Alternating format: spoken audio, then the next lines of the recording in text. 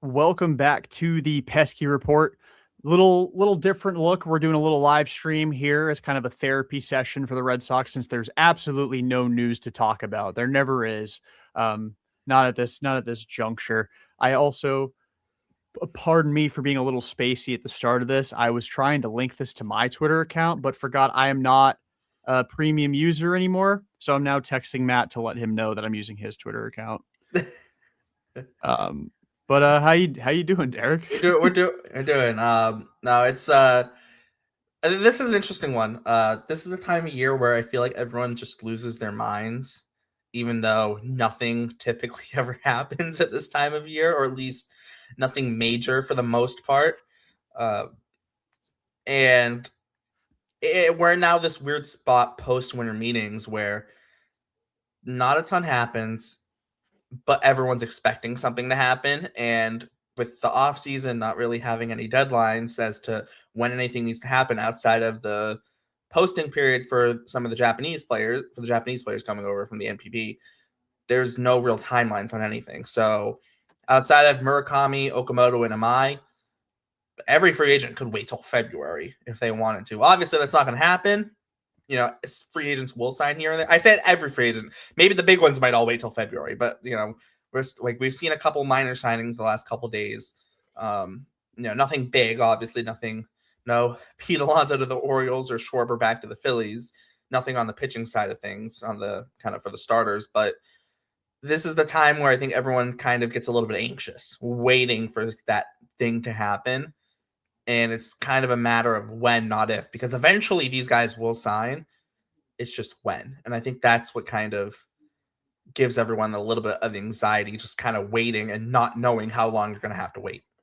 Yeah, it's once those significant guys start to sign, and then there's fewer significant guys, so there's more tension, especially when you're in the market for one of those guys. Like, if we were A's fans, like, are we really killing ourselves over Alex Bregman's free agent market? Probably not, because we're more worried about Miguel Andujar's market, and like he'll sign in January or February, as it is. And the point of this stream is, again, there's nothing really tangible to talk about with the Red Sox. So for those of you watching, whether it be on YouTube, on Twitch, on Twitter, feel free to drop a comment. This is where you can get out your frustrations. Yell at us on behalf of, get your anger that you have towards John Henry out on us.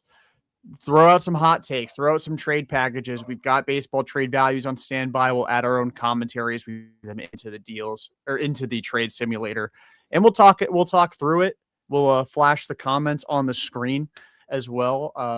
So yeah, feel free to drop any sort of comments. Tell us that we suck, whatever. Just interact as much as you want. Again, this is a therapy session. We are not here to judge you unless you're suggesting trading Duran for, like, I don't even know, Peanuts. Jordan Montgomery. Oh, he's a free agent, so you can't do that. Peanuts, yeah. Jordan Montgomery would be worse than Peanuts, but that's if we're doing the Kyle Korver trade for cash and then buy a fax machine with the cash kind of deal, like that's the one that we won't cast judgment unless you're getting that ridiculous. So they're gonna buy a stake in Kalshi. Yeah, this is a safe space, and hi to you as well. I don't know. I won't judge. The question marks make me a little scared that's the first comment we got today. Are you surprised that you're subscribed to us? That's probably what it is. Probably just sit and wait and like what's gonna happen. I think the big issue with I've had lengthy discussions with this with Jason. So shout out Jason. We've had a ton of discussions, especially with potential lockout coming in.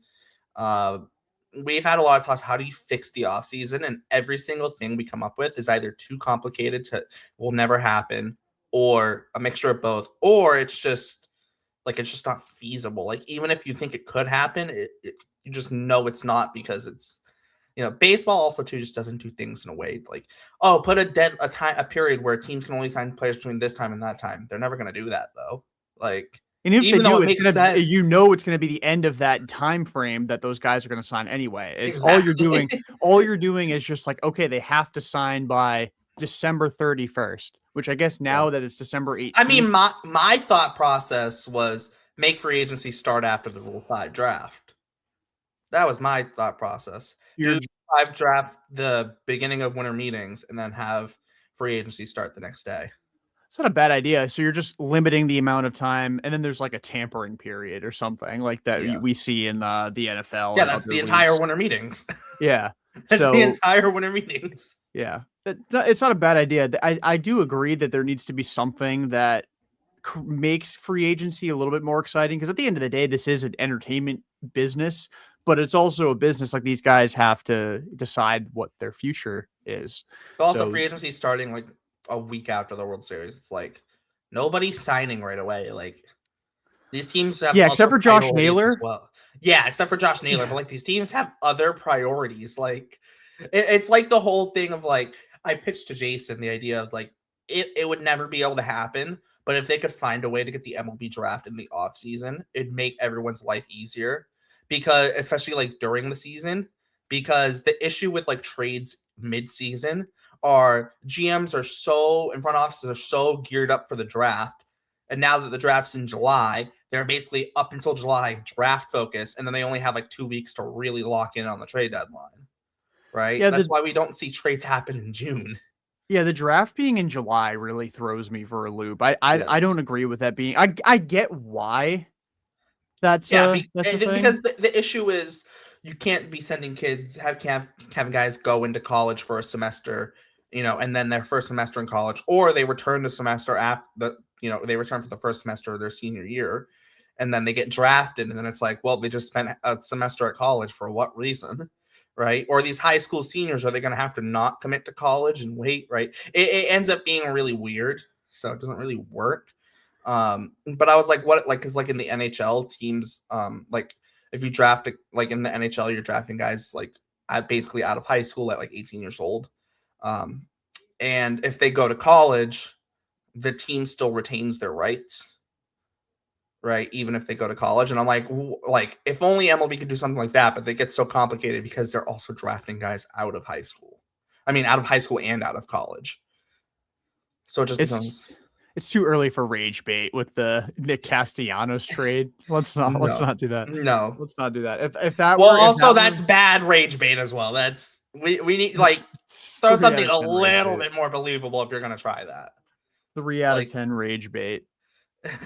But righty power though. Well, like also, God, don't get me started on the power thing. But there, but also too, like I was like, if you could put the MLB draft in November and then the Rule 5 draft like beginning of December at the beginning of the winter meetings, and then free agency starts after that, like, you would be golden. But they'll never be able to do that just because timing wise it won't work. Which is unfortunate. But like perfect, like dream world, like if you like would be amazing. Just they'll never do it. Yeah. Or they could just make the draft a free for all like they do international amateur free agency. That we'll never do that. Obviously, I'm not stupid. I'm just that would be it would just be funny at this point, in all honesty. It would just be funny. That'd be crazy. The Dodgers get even more. But you only especially in the day and age that we live in now, where everybody's a bandwagon. Everyone's signing with the Dodgers. Like you think free agency is bad with star players going to the Dodgers. Now imagine the Dodgers get to sign every first round. I mean, obviously there'd be Jake Hunter and I were making the point on the minor league show Sunday night. It came out on Monday morning. Because the Red Sox agreed with someone in the 2029 class on a $3.1 million deal. And it's like, this kid's like 12 or 13 years old. Like, imagine going to a middle schooler and being like, here's $3 million. We're going to give this to you when you're 16, which is still like 10th grade age. Like, that's essentially what the Red Sox have done. And that's not like, this happens all the time in baseball, right? This isn't like this happened and it's not rare and it's like rare. Like, this is not rare at all. This is very common. And like, imagine like stateside of like the Red Sox or the Yankees or the Dodgers or the whatever, or hell, the Blue Jays, because they're in Canada, going up to some 12 or 13-year-old kid at a, at some or like going to the Little League World Series and handing a kid an agreement for $3 million in Williamsport. Imagine Big Al getting approached by the fucking Yankees back in, what was it, 2017? Like that, and definitely would be the Yankees because they've had all the big guys that hit dingers: Babe Ruth, Mike Ford, the Luke Voit for a brief period before he got Big Al's skinny. too nice though. He's too nice. He is. Way too nice. Definitely definitely a Red Sox, for sure. Although now he's gotten skinny. It's a free agent now too. He's skinny, Al. Yeah, but hey, the personality is still big though. Yeah, he's still Big Al in our hearts at the end of the day. But yeah, I mean, curious. I mean, you said you've hashed this out with Jason. Shout out Jason. We've both shouted him out now. Yeah. If we do it one more time, he gets summoned and he'll end up joining the stream. It's like Beetlejuice. But what are some of these theories that you guys have come up with as far as salvaging the Red Sox offseason? Because I have my own. Oh, there is some wild ones. Curious. Let's start with the most unhinged one, and then and then I want to hear the second one. I want to be the most realistic one you guys have. The most unhinged one, and this isn't necessarily a want to happen. This is just at this point, like chaos activate mode. And it's they signed Murakami to play third base. And it is you've told me about this one. Yes. Well, no, but the unhinged mode is like you sign because I checked it in our group chat. You sign Murakami to play third base, because you didn't want Devers to play third because his defense is so bad, but now you're gonna just go sign Murakami, whose defense is notoriously terrible, and you're gonna stick him at third base. Also, you want a power hitter. There's your power hitter, right? But all these years of asking for guys who don't strike out, I mean, Murakami, he's going to strike out. Jason made a great comparison. Like, he might be what 2023 Kyle Schwarber was, just a little bit worse. Like, that was the year Schwarber hit 197 but had 47 homers. Like, yeah, so we're looking at probably a similar batting average with like 30 home runs. I'd say 30. I could say 35. Yeah, Eno Saris, I apologize if I mispronounced his last name. He did post like a spreadsheet of people who have similar max exit velo with zone contact rate. I'm gonna put this up on the screen. Yeah, it's not great. It is not great, but I didn't see in the comments of that. I think there were a couple of people left off who were somewhat similar. Yeah, he did add Nick Kurtz to it. Yeah. But yeah, if we're looking at the guys on the screen, I mean, the thing that I will say is these guys had a shelf life of being very good players. Yes. Like especially like Gallo had like a 5-year peak. Wallner's been solid as well. Wallner's been good. Like Chris Carter led the league in home runs one year. He had a couple of good years. Zunino had a couple of really good years. Zunino had a few good years. Chris Davis hit 247 every year for half a decade, but he was constantly like a 120 WRC plus guy. JD Davis even had a few good years. And Nick Kurtz, obviously, like the extreme example, was rookie of the year and went crazy in 2025. Yeah. But like there's precedent for guys with that profile being successful players. And like if you're signing Murakami, he's younger than a lot of those guys were, but you're only signing him for like 5 or 6 years. If he's good for 4 of them, I feel like you got your money's worth. I'm not advocating for the Sox to sign him. No, I'm not either. But like, I think there's a reality where he's good. Yeah, and I mean, Jason and I were like kind of just yapping, and I'm like, what about like he might be Casas with more power, but like less walks, right? Like, there's a legitimate chance. Like, and I'm not. Or he just Casas with more strikeouts. Because I don't more strikeouts too, but Casa, I know Casa when he did struggle this year before he got hurt, but like there were a lot of strikeouts there. But yes, probably more strikeouts too. But because my thought process with that was, if you look at Casas in 23, obviously Casas higher average laws. Like Casas with a lower average, more strikeouts and a little bit less walks probably. But like Casas in 23, 502 plate appearances, 263 average, 24 homers, right? With Murakami, and then in 2024, 63 games, he had 13 home runs. He had a 241 average. I feel like if you average Casas' career numbers, like because he hit 241 hitter, 45 homers in 251 games. I think if you look at, I feel like Murakami has a chance to legitimately be like it's. That I don't want to say Schwarber, right? But I don't want it because that's a really But like he legitimately, he has like he could put up a wacky 60 homer season like Cal Raleigh did, if everything goes right for him, right? And now that's if everything goes right for Murakami, right? But yeah, he has that type of power where you look at like Cal Raleigh hit like what 230 this year, 240, and put up 60 homers. something Like, like that. I think it was like yeah, 246 or something. yeah, but like over his career, he's been like a 225 hitter. Like Yeah, Murakami, like if everything goes right, could be a similar hitter to like Raleigh in terms of the fact of like, yeah, he might have that perfect season where he hits 60 homers, but like, yeah, not gonna strike out a ton, not gonna hit for average, but he can give you 35, 40 homers. well, what kind of deal are you do you want You him? have to. I think you have to give him a long-term deal if you're going for him. You can't give him a short-term deal because I do think there is going to be a little bit of an adjustment period for him, which is, I think, the issue. I think when you look at Murakami, he was hurt, right? I think that's one thing we do have to recognize. He was hurt this year. When he did play,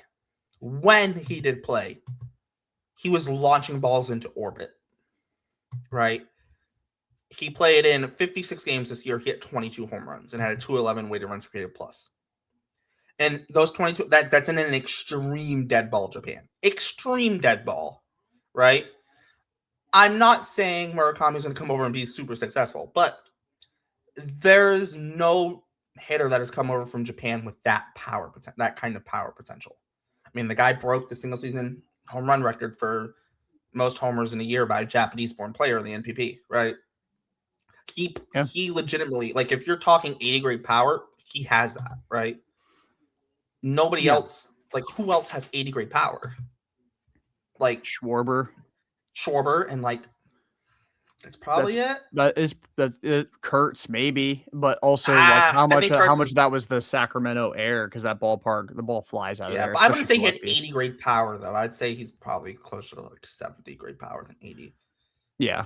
Right, because you don't Um. see 80. Like I think Vladdy might have been given 80 grade power when he was a prospect, right? Yeah, and then he decided that he wanted to be I know lift for 3 years and nuke his own power. I don't But remember if he had 80 grade power or if he had an 80 grade hit tool. I don't remember which one. One of them was 80 80. grade hit tool, I believe. I mean, that dude's a freak. I mean, obviously the command of the strike zone, the bat to ball, and the power. Like he is like if you needed to build a perfect hitter, it's honestly Vladdy. It's pretty much Yeah, it's because like Judge as great as Judge is, and I'm not like this isn't me they saying gave him Vladdy's. MLB Pipeline gave him 70 grade hit, 60 grade power. I think someone had him at 80 grade power. I I think mean, that's actually sorry, pretty 80 on the grade hit. Sorry, nose. 80 I grade think hit. that's pretty on the nose. Yeah. 70 grade hit, 60 grade power. But I'm not saying that Vladdy's a better hitter than Judge. I'm not saying that Vladdy's a better player than Judge. I'm saying if you're building a perfect hitter, to me, it's like you have the balance of hit, like bat to ball, walks, like command of the strike zone, not necessarily just walks, because obviously if you hammer strikes, you're not going to get into a lot of deep counts where you're going to draw a lot of walks. And then, power. I think it's Vladdy. Because Judge, I think, strikes out like double as He frequently. swings and misses a lot. His whiff rate Yeah. was like second percentile, Yeah. Which is not, which is, again, I mean, he's it's still like whatever. obscene, but Like when he makes contact, he again, Judge is the second best player in baseball. That's like I'm setting that I'm saying that now, hot take of the stream.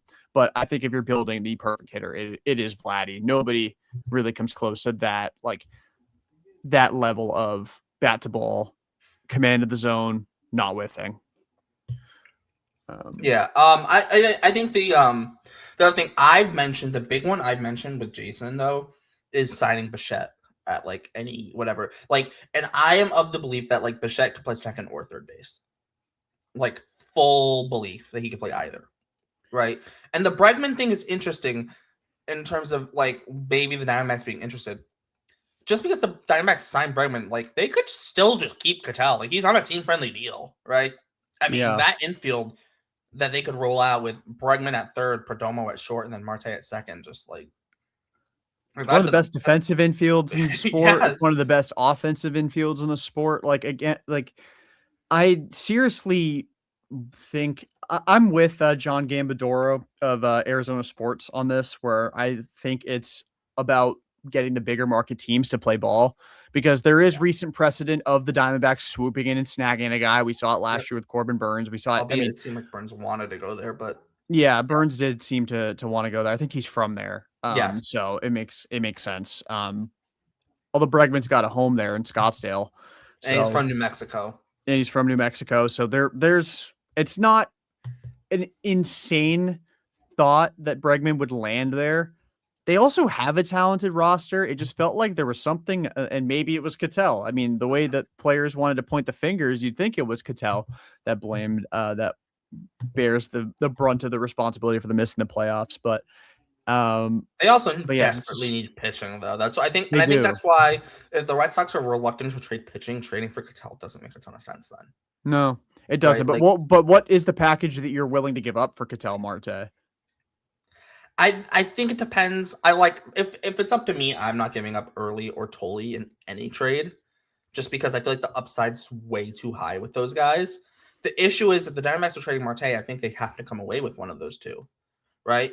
Unless they're interested in some sort of package with Duran and like Arias and getting one of the other big league able starters, right? Because I don't think the Red Sox trade Bayo, in all honesty. I know it. No, I think we're a year away from that. Yeah, exactly. Right. I think it's a little bit early for it. I don't know where, because like Duran would make sense right now. The Diamondbacks, their outfield per Fangraphs is Blaze Alexander, Alec Thomas, and Corbin Carroll. Duran fits in there perfectly, right? And like respectfully, I say this with all due respect, Alec Thomas is not it. He was propped up as this tremendous defensive center fielder with some pop, and the bat would come around. The bat has gotten worse, as has his defense.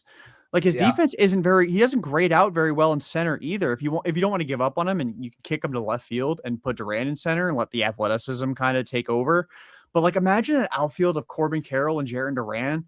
Oh my god, yeah, Like crazy. you could realistically sell yourself on They could go competing. Duran, Perdomo, Carroll in their as 1, 2, 3 in their lineup, and that's Yeah, very solid. that's nasty.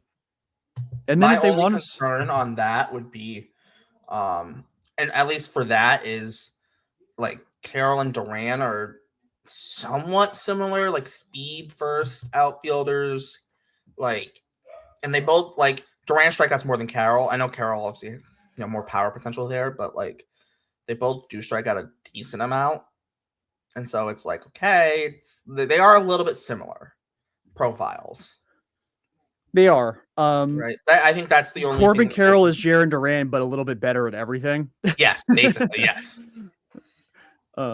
Which is And why throws he's an left-handed. MVP candidate, and he throws left-handed. Yeah. But I'm I not like, going to stick him at second base. yeah, I'm with you. I think you have to part with one of Tolle or Early. Now, if you had to pick, which one is it? Which one are you more comfortable trading? I don't know. Here's the interesting thing, right? I historically I have liked high floor prospects more than high upside prospects. And my thought process with Tolle is if all else fails, he's your closer, right? Which is still very valuable. Um, the issue is Early's floor might be that of a mid-rotation starter, and that's where it's like, is that a higher floor than a closer? But then again, like Edwin Diaz just got 3 for 69 with the Dodgers, and if Tolle's a damn good closer, like, is that more valuable than a 4 starter, right? Because to some people it might be, right? Yeah, I mean, it depends on what kind of 4 starter he is. Is he just the 4th best starter on the team? Is he a guy that is he 5 and dive? Is he an innings eater, but his ERA is in like the mid 4s? Like Yeah, it kind of depends how it looks, I think. exactly. And I think in some ways I would lean Tolle, keeping Tolle just because the upside is so much higher.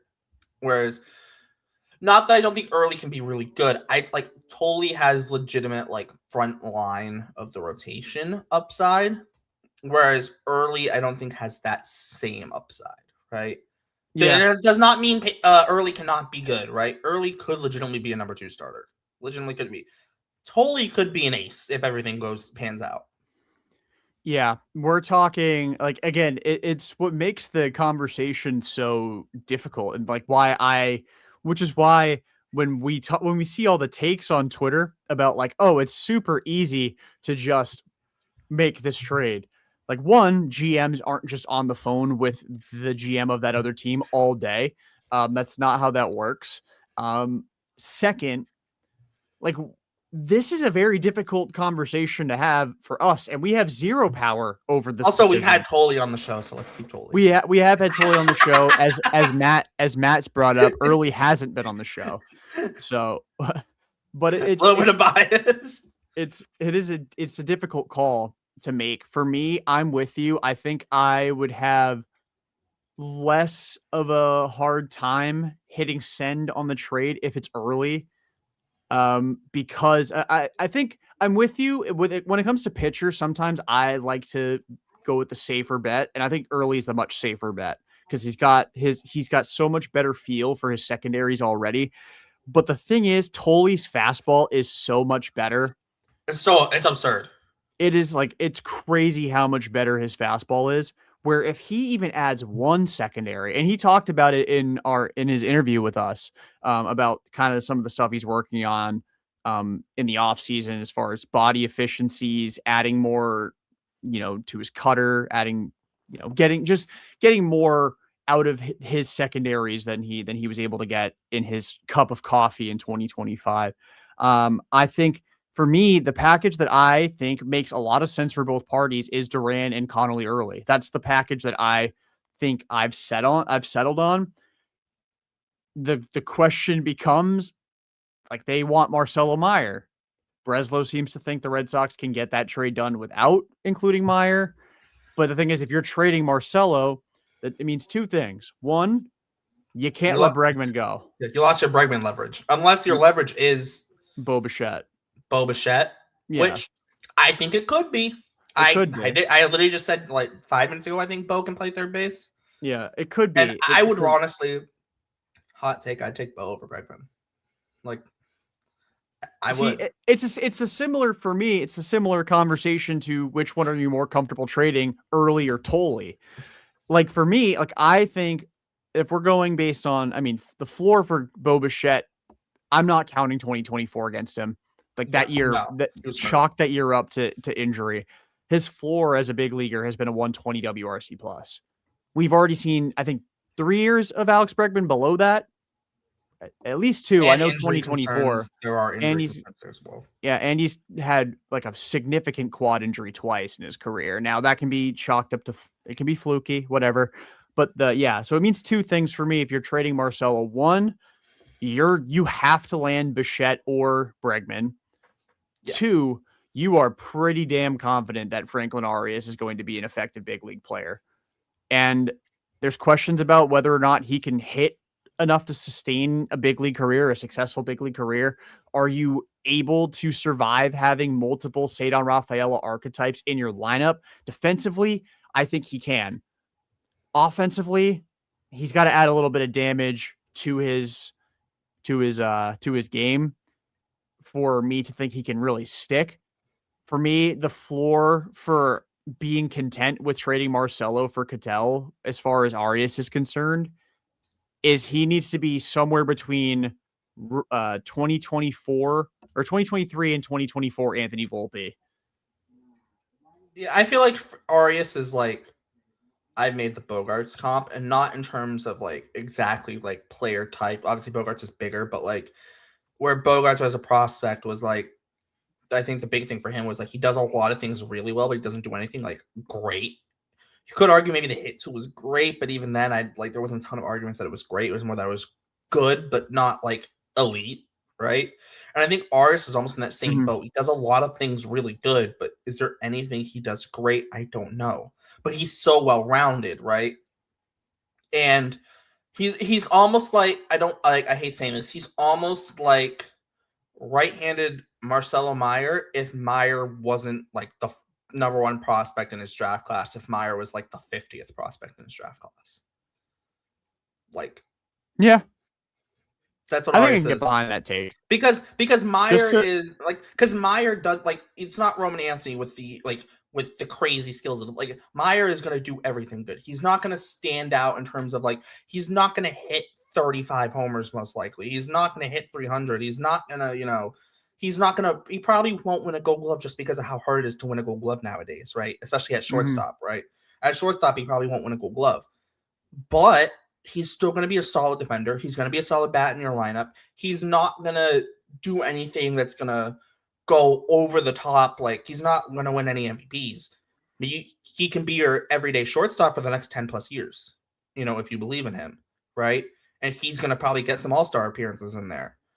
Is he going to win an MVP? No, right? But, like, he definitely could be an all-star for, he definitely could be a 5, 6, 8, 9-time all-star. Right, I skipped a certain number just to avoid avoid it. Yeah, avoid a meme. But whereas like Arias, like I see Arias as like a little bit less than that. Whereas like Arias could be a team's everyday shortstop. Is he going to be an all-star? Maybe, maybe not. Right? Who knows? It could be a down year for all-star shortstops, maybe. But like Arias definitely could be an everyday shortstop. It's just how much is he going to contribute, right? Because what the Atlanta Braves right now, what their shortstop before they signed Ha-Seong Kim was like, is Mauricio Dubon going to be their shortstop, right? And there's nothing wrong with Mauricio or Nacho Dubon. Alvarez.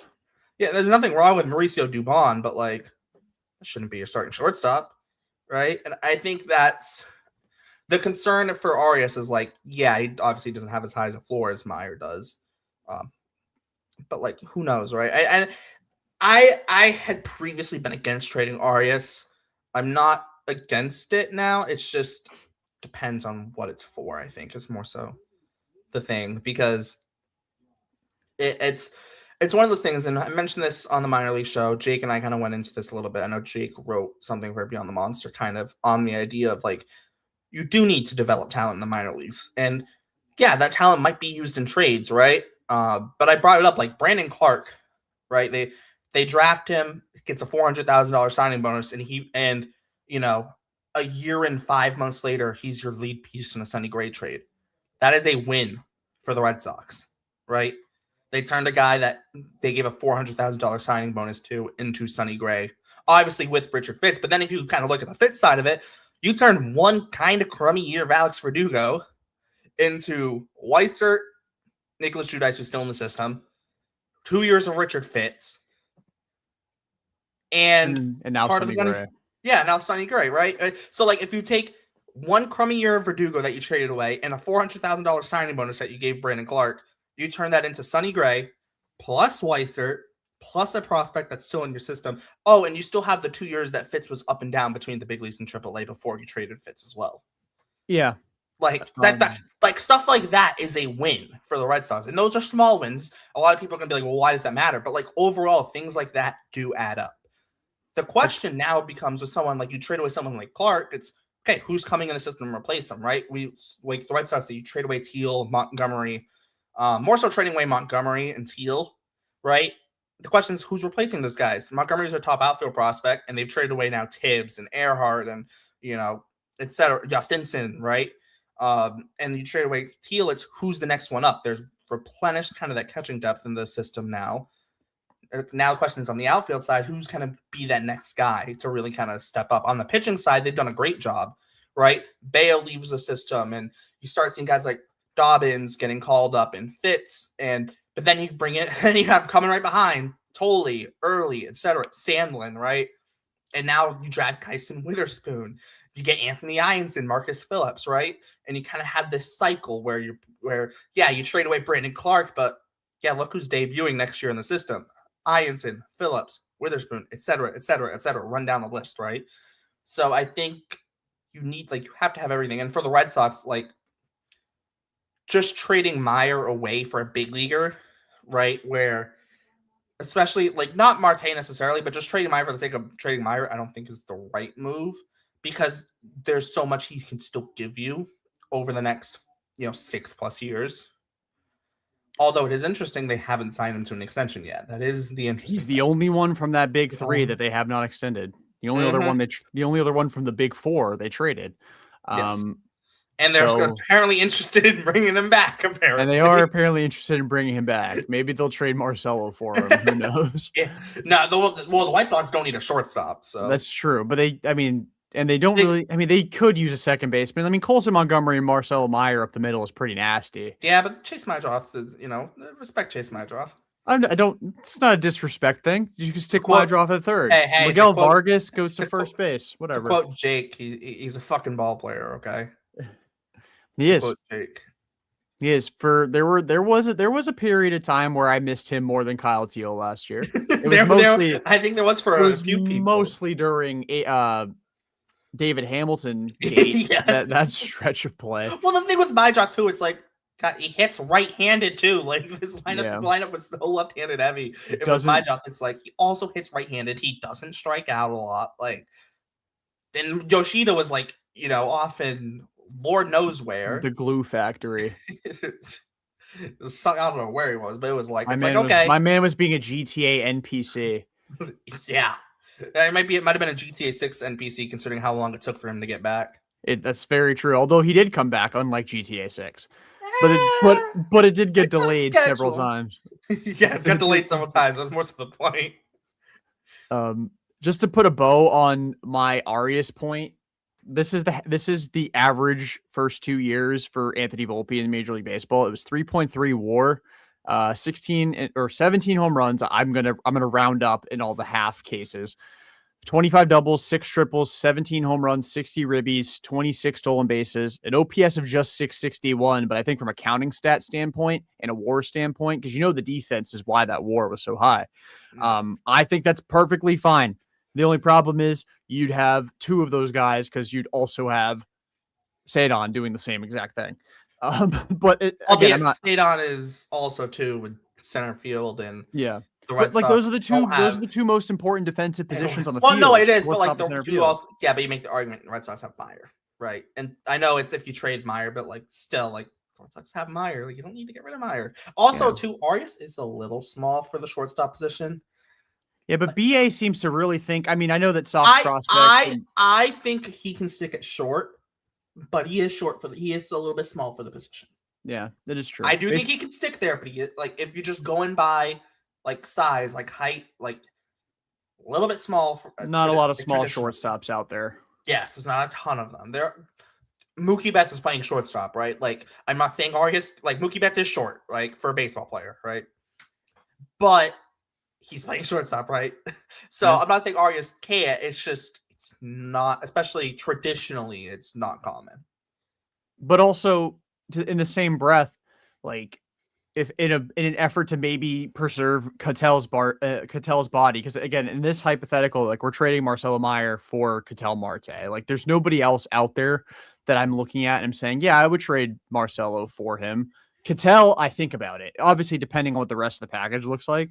But I'm at least thinking about it. I'm not hanging up the phone and saying, hell no, like pleasure doing business with you. Just don't trade him to the Rays. I mean, I'd consider Tatis. That's my real but I still don't think that's a real thing. I don't think it is either, but like but still, I'll throw it in the universe. Like, would I trade Meyer and Tatis? Yes, I would trade Marcelo for I'd trade Duran and Marcelo and even be willing to give something else in all honesty. Yeah, I don't think there's a person in the organization outside of Roman and Crochet that I wouldn't trade for Fernando Tatis Jr. Trying to think. Obviously, there's a limit to the amount of those guys I would trade at once. I think that's obviously, yeah. I think I'm with you on that. I was trying to think. I'm like, is there someone I'm forgetting off the top? No, we're good. No, I mean, like it would hurt. It would hurt to trade Toley, but against Fernando Tatis Jr., like that's when he's right, one of the 10 to 15 best players in the sport, and it allows you to trade both Duran and Willier. Yeah. Or you can just stick Tatis at short, and I know he wasn't great defensively there, but like Trevor Story might have the yips. Let's be honest here. But also, like Mookie was an infielder that got converted to the outfield, became an elite outfielder, and then got converted back to the infield and was an elite infielder. Exactly. So well, to be fair, Mookie was mostly moved off a second because he wasn't playing second base over Dustin Pedroia. That's a very good point. Like, I know it's not the only reason, but like, Mookie was never playing second base over Dustin Pedroia. I don't think you could have pulled like, I don't know who's like probably the greatest second baseman of all time. Like, you could have pulled Rogers Hornsby out of his grave and like changed and made him like as amazing as he was way back when, and he still probably wouldn't have played second base over Pedroia.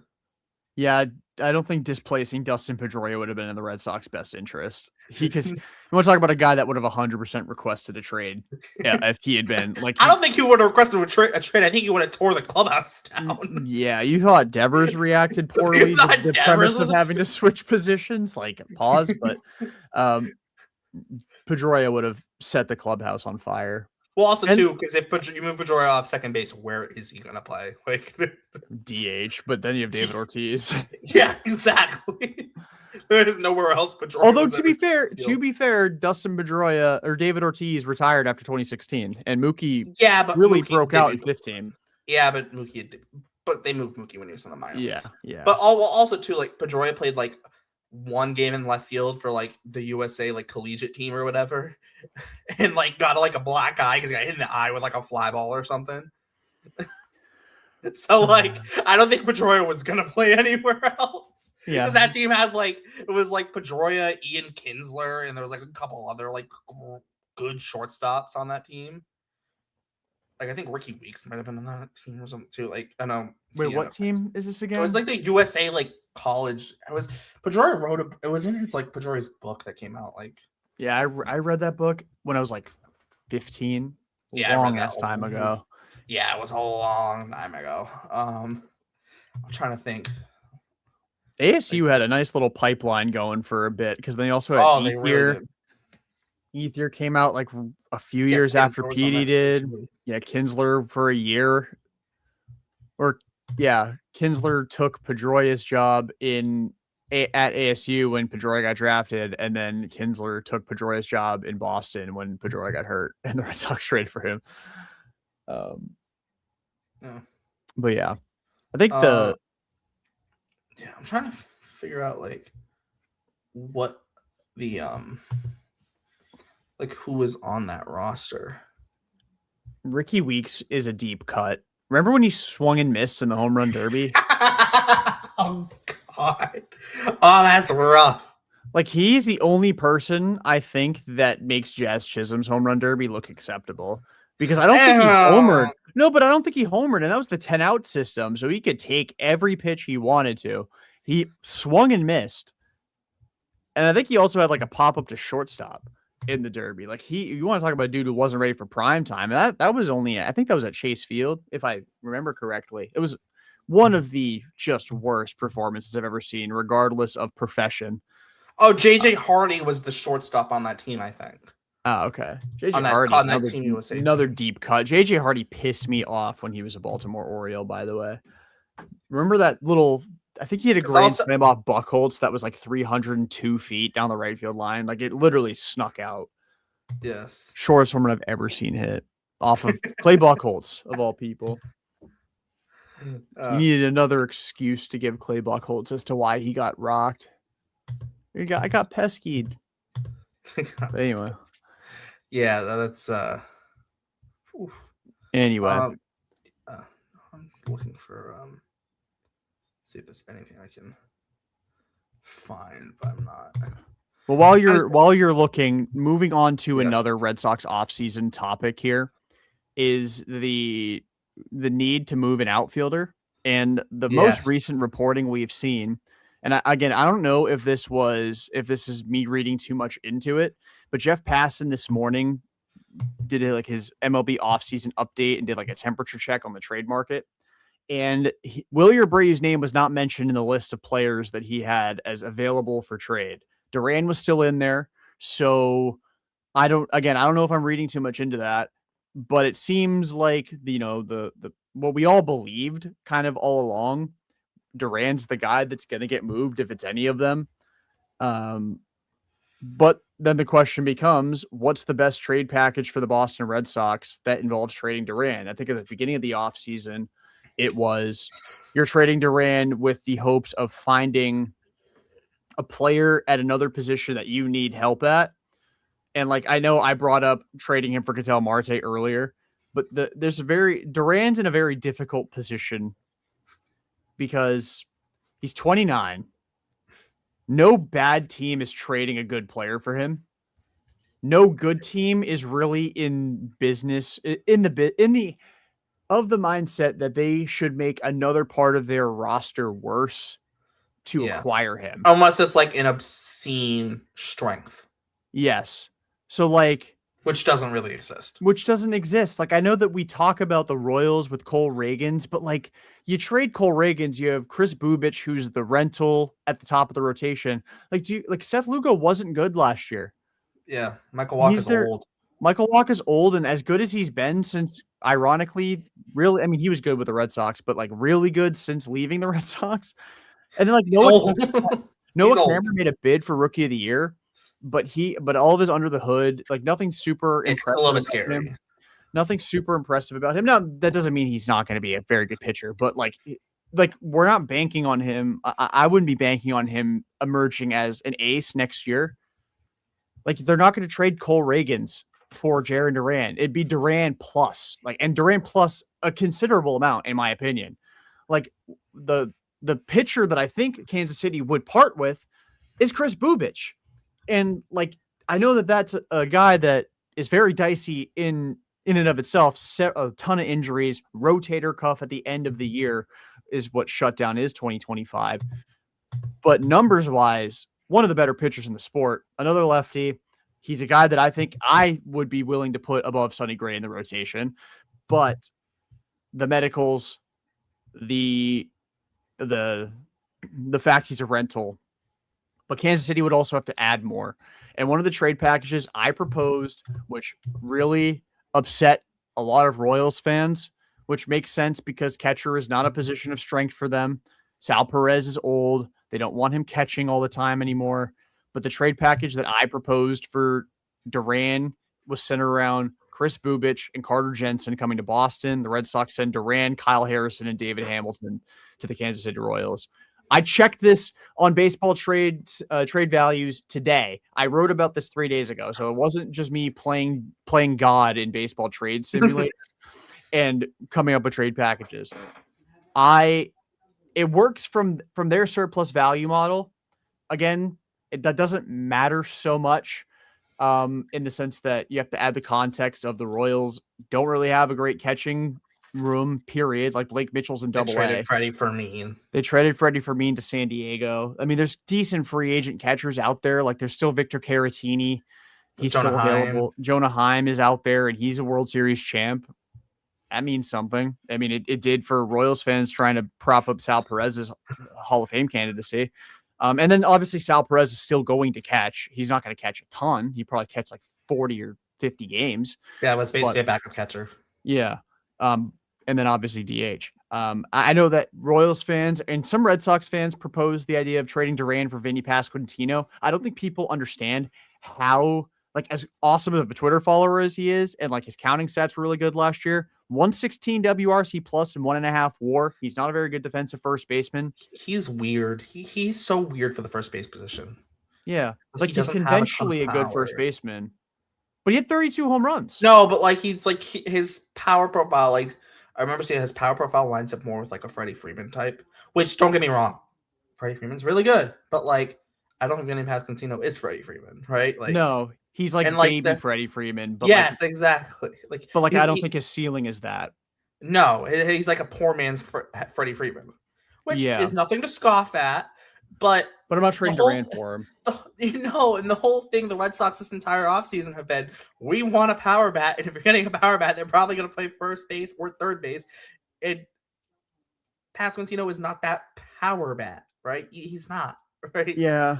Like, he's an all-around hitter. He can hit homers, but like he's not like when the Red Sox say or make a mention of we want a power bat, like as much as I don't like Pete Alonso fits that mold.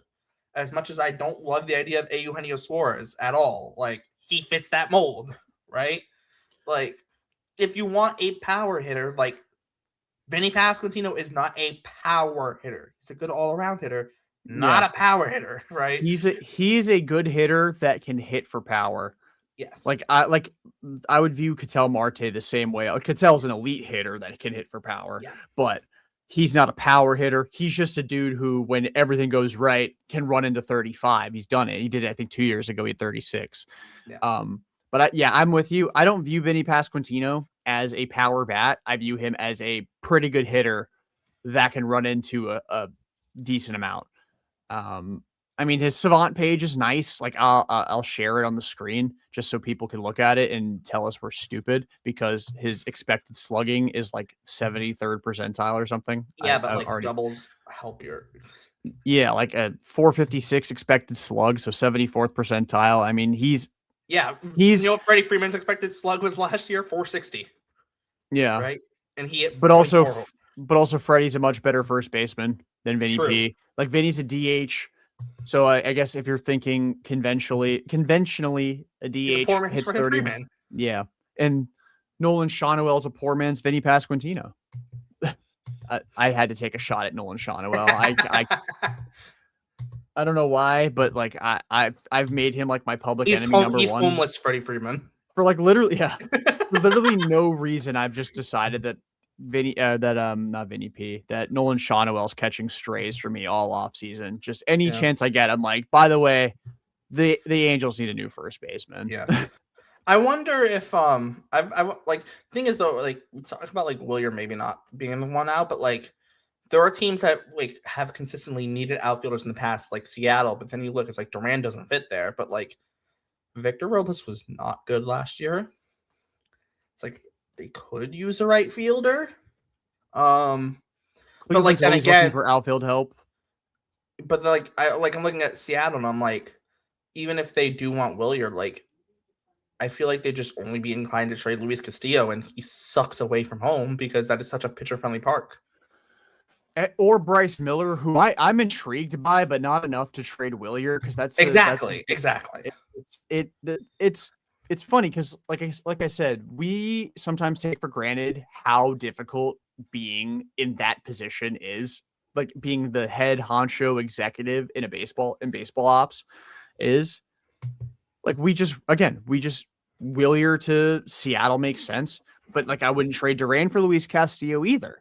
No, and I or like Cincinnati makes a ton of sense. Cincinnati makes a ton of sense for both guys, in all honesty, for Duran and Willier. But it's like you're not going to get Hunter Green. I've thought about like maybe Nick Lodolo's an option, but like, or Abbott. I think Lodolo is probably more of an option than Abbott in terms of a trade. They probably would want Lodolo, but I think they'd settle on Abbott. Abbott, projection models don't love him. I think it's because he pitches to a fair amount of contact and it's a fly ball profile. Well, like in that ballpark, but he did have he's a fly ball profile. Yeah, he's a fly ball profile in that ballpark, but he had a 2.87 ERA. Right. Yeah, and was an all-star.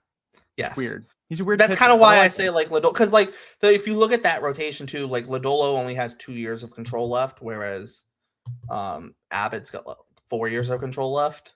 Right. That's kind of why I say like Lodolo probably makes most sense as a trade option. Because they've been waiting for him to come around in Cincy for a long time. He's always been good. It's just like it feels like there's something holding him back every single year. And it could just be the fact that he's pitching in Cincy, in all honesty. Maybe. It might just be. The other thing though, like they have Hunter Green, they have Abbott, Brady Singer's in their rotation, Chase Burns is there, Rhett Lauder was supposed to be a part of that rotation last year, and he was just injured all year. Chase Petty's there. He made his big league debut last year, so like they have the starting pitching depth to make a move. And they said they didn't want to add a ton of payroll. It was Schwarber or nothing. No, and I think too, like you look at like Lodolo, he did give up 22 home runs last year, but that Cincinnati is so hitter friendly, especially for home runs. It is so hitter friendly. And I wonder, like, if you pull him out of there, does that maybe help Lodolo if he's not in Cincinnati? I'm actually going to look at what his home road splits are right now. I mean, I'm a sucker for a man with a good changeup, and like opponents hit 201 against his changeup with a 27.5% whiff rate last year. His curveball also filthy, 40% whiff Oh yeah, rate, he's nasty on the 195 road. on the on the curveball batting average against, 138 was the expected. He throws 4 pitches, all of them 21.7% or higher. So Yeah, it is unpredictable, and I think that yeah. that's a fun component of Nick Lodolo's game. 4 Obviously, ERA him at being home last year, 2.80 ERA on the road. also, for those keeping score, he is also 6'6". So Yes. so he already is probably at the top of Breslow's list just from height. I mean, he legitimately could be the number 2 starter behind Crochet.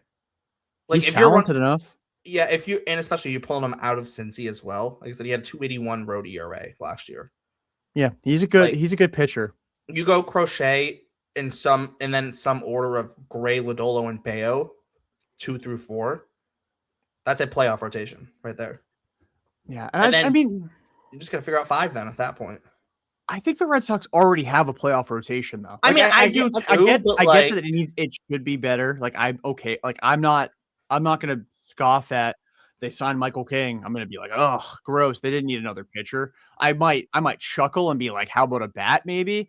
But well, I think the bat. I think that's like I think trading Duran or Willier for pitching makes the most sense because you could still trade pitching for a bat if you need a bat, but you also still have the free agent market for a bat. And I don't see them signing a pitcher on free agency unless it's yeah. Michael King taking a discount. And I don't know why he would do that outside of the fact that he's from the area. But even then, like, dude, like this is your chance to get your money. You're not playing baseball the rest of your life. Like, How about a hot take on Michael King?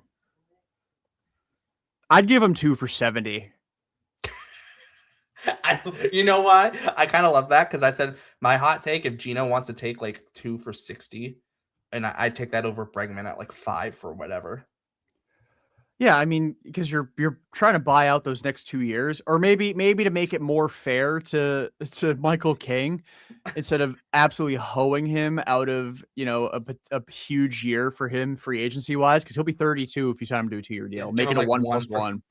Give him yeah, like it's 1 for 37, and then a club option for 33 in year 2, yeah, which would get something. declined. So he'd be a free agent after Unless he 2026. wins the Cy Young or something. Yeah, but No, even still, it's Breslow would it's a probably team decline it. team option that vests if he wins the Cy Young, which Yeah, he's not going to. you But have to win the Cy Young to get the option. But like I like Michael King for me, if we were putting, let's go back to the beginning of the offseason, every single starter in a vacuum, like I'm pretending injuries, I turn injuries off. Just going band for band talent, Michael King would have been SP1 for me. I mean, I probably lean on my, but like Well, there's question I guess marks. you don't know what he looks like You don't know. stateside. I'm not That is saying true. that like But he probably yes. would have been like SP4. Like I would have been King, small Well, gap also too, Cease, like large gap Fromber, and Imai kind of interchangeable in that the thing 3-4 with spot. Imai is he doesn't have a QO, which I'm just like, Oh which is no, why I'm just like talking. I was no, just I know, talking no, I talent know, but wise. I mean like, well, even talent wise, though, I would put Imai like right up there. The only thing is like for me with like Framber, I had thought for years would have been like perfect because he like not a ton of fly balls. Like I was assuming the Red Sox infield defense would eventually get better by the time he's a free agent, but we now know he's a massive douche. So like, no, no, Yeah, thank you. you just can't unsee cross up gate. Like if you want to because I think historically he doesn't have that makeup issue, but the problem No, is you've seen it now. yeah, and I think the thing is though with him though, like Framber's never gonna win a Cy Young. He's never gonna blow your socks off, but he's gonna consistently give you 5 to 6 innings, if not more, of 2-run ball. Yeah, Right? he's The damn guy is a good. quality start like animal. He will go give you 6 innings, 2 runs every start. He had like a 25 start streak or something where he had like 25 straight quality starts in a row at one point. And it's like every single time out, 6 innings, 2 runs, 6 innings, 2 runs. He might go 6 innings, 3 runs at like, but like that's the worst quality start you can have. And like he had a quality start like every start for like 25 straight. And it's like that's a guy like in a day and age where, with a quality start being 6 innings, you have to go 6 innings for a quality start. Day and age where starters don't always go deep into games, consistently getting 6 innings from a guy is really valuable, right? Yeah. And like Framber could give you that. It just seems like he's a massive douche. which I Yeah, don't know if I want that. I think that the stars are aligning for him to go to the Mets. I could see that, I absolutely. mean, they have dramatically improved their infield defense by bringing in Marcus Semien. So up the middle, he's already got the best double play pairing from a defensive standpoint in the league. Um, I would say pretty comfortably too the best. And then like Brett Beatty's a pretty damn good third baseman. Uh, who knows with Jorge Polanco, Mark Vientos, Jeff McNeil contingent at first. I would still add a first Yeah. baseman. But like, so I think for me, and I know that this is a Red Sox therapy session and we're kind of just talking about everything here.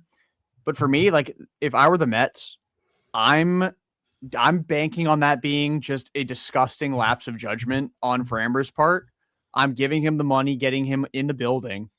And then my next order of business is signing Ryan O'Hearn and building the best defensive infield in baseball. And just anything hit on the ground, like Framber's going to have like a 2.3 ERA because literally nothing's getting out of the infield. It would be a great fit for Framber. They will never do it. Kansas City would be a perfect fit for him. Yeah, nothing hit on the left side of the infield's getting out of there. Yeah. And also, how's Massey at second base? A little bit better than average. Let's see. Just a little bit better than average. At least this past year he was. But even I like then, Michael Massey a little bit. But also too, like you're not good luck hitting home runs in Kansas City. That is not a hitter-friendly ballpark either, right? So if Framber does give up a fly ball, well, odds are it's not going to be a homer because good luck, right? Yeah, and their outfield defense is okay too. I mean, Isbell's amazing defensively. Yeah, Isbell's a very good defensive center, or an elite defensive center fielder. They've got Cags. Cags is not, but although I don't think he should be playing. But Isaac Collins is. Yes, Isaac Collins is another great defensive outfielder, and then Lane Thomas I think is an okay one if I'm remembering him correctly. If he can hit, that's that signing for me like screams platoon. And again, like for sure, he screams platoon with Isbell. The difficult again another difficult thing about trading Duran, especially to Kansas City, is there still like if they want to go the platoon route with Lane Thomas. Now, this is a dude who has 30 home run power. He's done it before. He's not great defensively. He's not okay. So he's not a great defender, but he's a guy that hits for power. He's got a 30 home run season in his career. But if you want to platoon him, like Max Kepler's still out there. He's a solid defensive right fielder. You could run an outfield of Thomas and Kepler in right field. Cags starts the year in AAA. Or Cags or you put him at first and you find someone to take Vinny, and maybe that's the Angels. Or I was gonna say, or like you could Cags could DH a decent little bit, that could be your platoon with Lane Thomas. But I also think Cags was awful last year.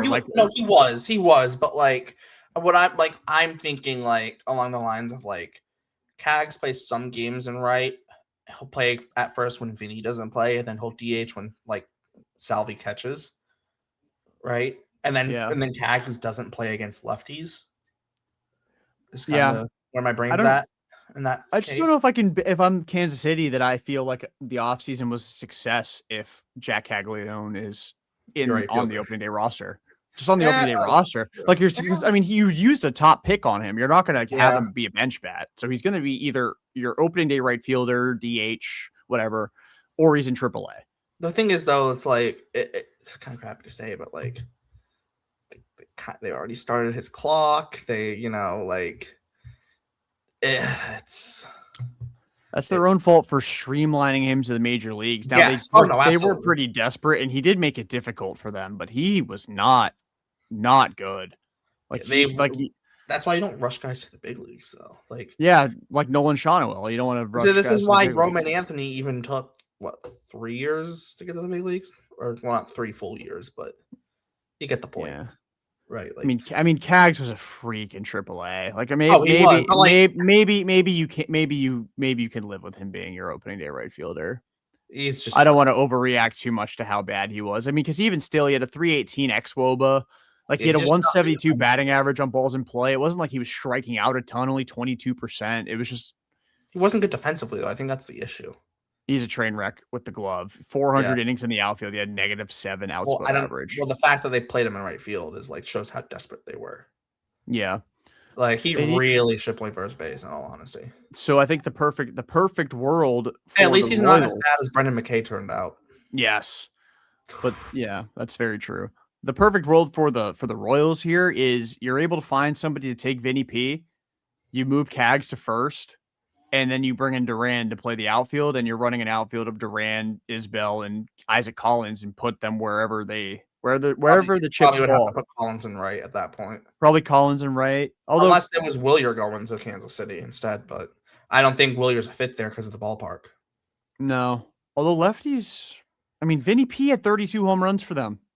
Still don't think it's a good fit. And Vinny P is a pull air guy. Like Vinny P had a 25% pull air rate. I think that's right around where Willier was. Yeah, I think I don't know. I think Willier's got a lot what was of Mike Moustakas' career high there was like he had 38 in 2017. But Moustakas was a better player than I think he gets credit for. Willier was 25.7 pull air. I think what killed Moustakas is the fact that like he doesn't look like he'd be a great player, in all honesty. It sounds kind of crappy to say. But like he also, like, especially late in his career, he was not good defensively at all. Late in his career, he really wasn't good defensively. And, I mean, second base. Well, that too. He still wasn't that good at third base though either. Remember when the Brewers put Travis Shaw at second and he was a Gold Glove finalist? Yeah, because that's how much Gold Glove actually means something. That was when they finally started looking at DRS and outs above average and stuff like that. But yeah, I think too the other thing that I don't know, it's just this entire offseason, it's so like it feels like it's so diluted in terms of free agency, especially with like Schwarber and Alonso off the board. It's like position player wise, right? To me, it feels so diluted because yes, you have Kyle Tucker, but like what's going on with Kyle Tucker? Who knows? Yeah, his market's been quiet. Yes, like extremely quiet. And like, I mean, I would love Kyle Tucker. I don't think the Red Sox would do it because I think you'd have to trade both Willier and Duran, which not against it. I will throw that out. Or Willier and Cedon. No. I'm just saying. Or no. I mean, Cotillo floated that idea out there that they should be more open to hearing about it. And I mean, like again, I don't think this isn't just a matter of I think like who's the odd man out, guys with age and whatnot. Like everything adds up to it. Like what can you get in a trade package with Willier and Cedon? Like if you went to Cincinnati and you're like, we're Cedon and Willier available, but if you have to give us Hunter Green. And the Reds say that they'll send you Hunter Green and you're trading Cedon and Willier and Durant. You're keeping Durant. Like, I'm sorry. But like at that point, I'm just saying if they're trading both and they're in the same trade, I think you'd get more out of both of them than you would Durant and Willier. I think the issue in terms of trading any outfielder is just finding the right fit, especially Durant. I think especially Durant is issue finding the right fit because he's not a prospect. He had the really good year in 24, but just like how good is he going to be? Like speed first guys typically fall off earlier. Like it's just a lot of questions. And my thing is with Durant is like did you miss the chance to trade him last offseason? I hate to say it, but like, did you miss the chance to trade him last offseason? I think it's a valid question, but I also think if the trade that we think was out there for Duran was actually out there for him, it would have happened. Oh yeah, for sure. But we think that Duran's value peaked in 2024. Like there's no way, even if he replicates it this year, like he'll be a 30-year-old in 2026. Like that, he's not going to go for anything crazy. And he'll have less control, so he'll cost more financially that individual season as well. I don't know. I don't think you missed the chance to trade him. I think the same issues presented themselves last year for Duran too. Like he was 28. You're only really trading him to dramatically improve the roster. And the Padres traded away their whole farm system, so they can't make any stupid trades anymore. Right. And like what good team is trading a starter for Durant? Because again, you can never have too many starting pitchers. That is Like true. the Dodgers are living proof of that. I They mean, have hey, 15. I mean, I'd tell the Reds, I'd be like, yo, we'll throw in Cutter Crawford too. Probably is going to suck in Cincinnati though, but you know what? We'll throw him in. Oh man, imagine Cutter at Great American Small Park. He might set the record for home runs allowed. And I love Cutter, but that's Imagine that. if Jordan Lyles went there. It'd be like sending him to hell. Yeah, Jordan Lyles. Oh my goodness. I'm sorry you have to share a name with that man. I have to share initials with that man. I'll get even worse, yeah, too. Brutal. That is rough. Yeah, that is brutal. Like, didn't he give up like 38 with the Rangers? Oh, he gave up a lot. Let me see. Stupid. He had such a long career too, for like no reason, because he was like he went to Baltimore and then they moved the wall back and they like saved him. He had a 14-year career. Yeah. Hey, 2024 with the Royals, he had 5 scoreless innings. Yeah, I mean, he had an 11 start stretch with the Milwaukee Brewers in 19 where he had a 2.45 ERA. He had an 11 start stretch for the Brewers in 18 with a 3.31 ERA. So they traded for him 2 straight seasons. And he was great for them both times. But he never had a year with an ERA under 4 unless you count the 5 scoreless outings in 2024. No. Absolutely not. He's only 35. He could always come back. Yeah, no. He did sign a minor league deal with the Dodgers last July. He might be the type of guy to pitch and like go to like the KBO and pitch well because they don't put the ball in the air a ton. Oh no, it was July of 24, not this stretch. Oh well. He did have a 6.46 ERA for them in 5 appearances. But yeah, 14-year career for Jordan Lyles. God. That is where we're at in this stream. We're talking about Jordan Lyles. Remember when Costas homered off him twice? That was fun. To be fair, though, of all the people to homer off twice, that's not that crazy of an accomplishment. He homered off Scherzer twice that year, too. That's more of an accomplishment. Yeah, Hall of Famer. Hall of Famer. Hall of Famer. Jordan Lyles is probably not even in the Hall of Pretty Good. He had 7.8 WAR at a 5.22 ERA for his career. Yeah, but he pitched He's for the Hall 14 of Mid. years. He's the Hall of Mid. It is crazy. He pitched for 14 years. Yeah, he's consistently mid. But like, why was he getting opportunities? That's consistently mid. I mean, granted, he broke out with the Astros before they were good. Then he went to the Rockies, who are never good. Yes. Then he went to the Padres before they were good. Yeah. But then he went to Milwaukee. And was actually part of that team that went to the NLCS. Yes. I think he got hurt that year, if I'm not mistaken. It doesn't really matter. We're getting out of the Jordan Lyles rabbit hole. We're done with this. I'm closing his Fangraphs page. For any hockey fans, for the lulz, Tristan Jarry just got hurt. So, eat crap, Edmonton. Jesus, we're laughing at injuries. I'm laughing at Edmonton. I'm not gonna be able to go to the winter meetings because you laughed at Tristan Jarry getting hurt. Oh no, I'm laughing at the Edmonton being. Yeah, for trading Skinner for him. Yes, and taking all of Jarry's contract as well. Like Tristan Jarry's never like the idea of Tristan Jarry is better than him in general. Yeah, well, Jarry's also been sent down 3 times in the last 2 years. Who's the goalie for the Penguins that had won 2 Stanley Cups for them, but was still considered a rookie because he never played in the regular season? What, Matt Murray? Matt Murray, that's right. Yeah, he went into he sucks. They did all that trying to replace Marc-Andre Fleury, and they ended up with Matt Murray and Tristan Jarry. I mean, they won 2 cups. They did, but then as soon as Fleury left, Fleury was on both of those teams. Fleury was on all 3 of their cup teams in this century. Can we talk about how the Penguins traded Tristan Jarry and then FSG sold the team? Yes. Was that part of how they were able to? No, it's funny, because that's a whole thing. You want to get rid of bad contracts when you're selling a team, and they did, and then immediately sold the team. I didn't even think about that until just now. Yeah.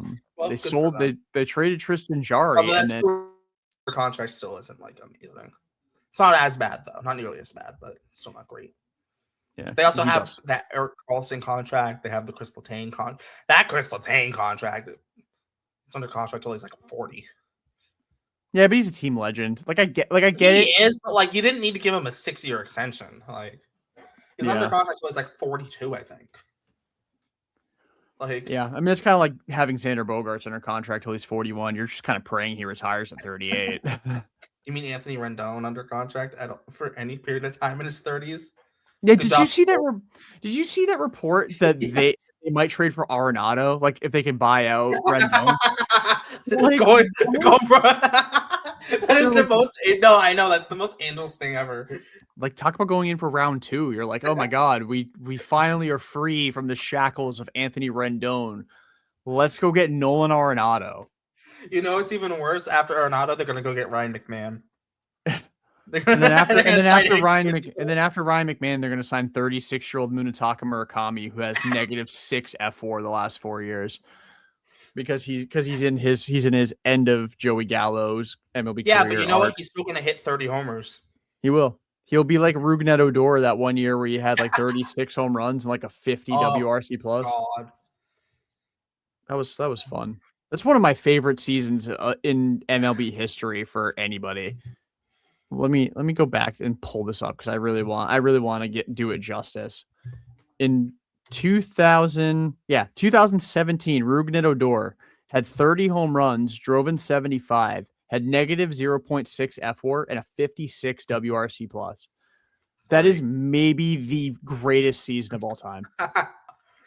That might be, in all honesty. That's impressive. That's like a Ryan Domit level season. No, actually, no. Ryan Domit. Let's never mind. Ryan Domit has the greatest season of all time.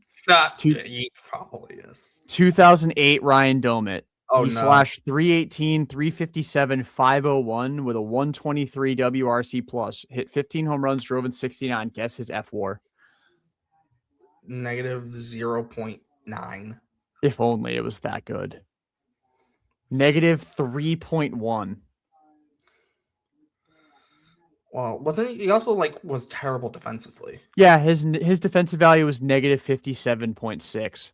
Remember 2016 Mark Trumbo, 47 homers. Yeah. And a 125 weighted runs. But even then, for that time period, 2008 to 2014. I need to see just how great Ryan Domit was. His peak, he was a good hitter, except for 1 year he was pretty bad. So from 2000, I'm trying to see who has a terrible F4 with a bunch of home runs. Rougned Odor. Outside of that. Chris Davis with 38 homers in 2016 with a 1.6 F4. Where is Ryan Domit? Show me Ryan Domit. Show me Ryan Domit. I'm trying to find where he ranks in WRC plus during his peak. I got a good one. 2011 Mark Reynolds.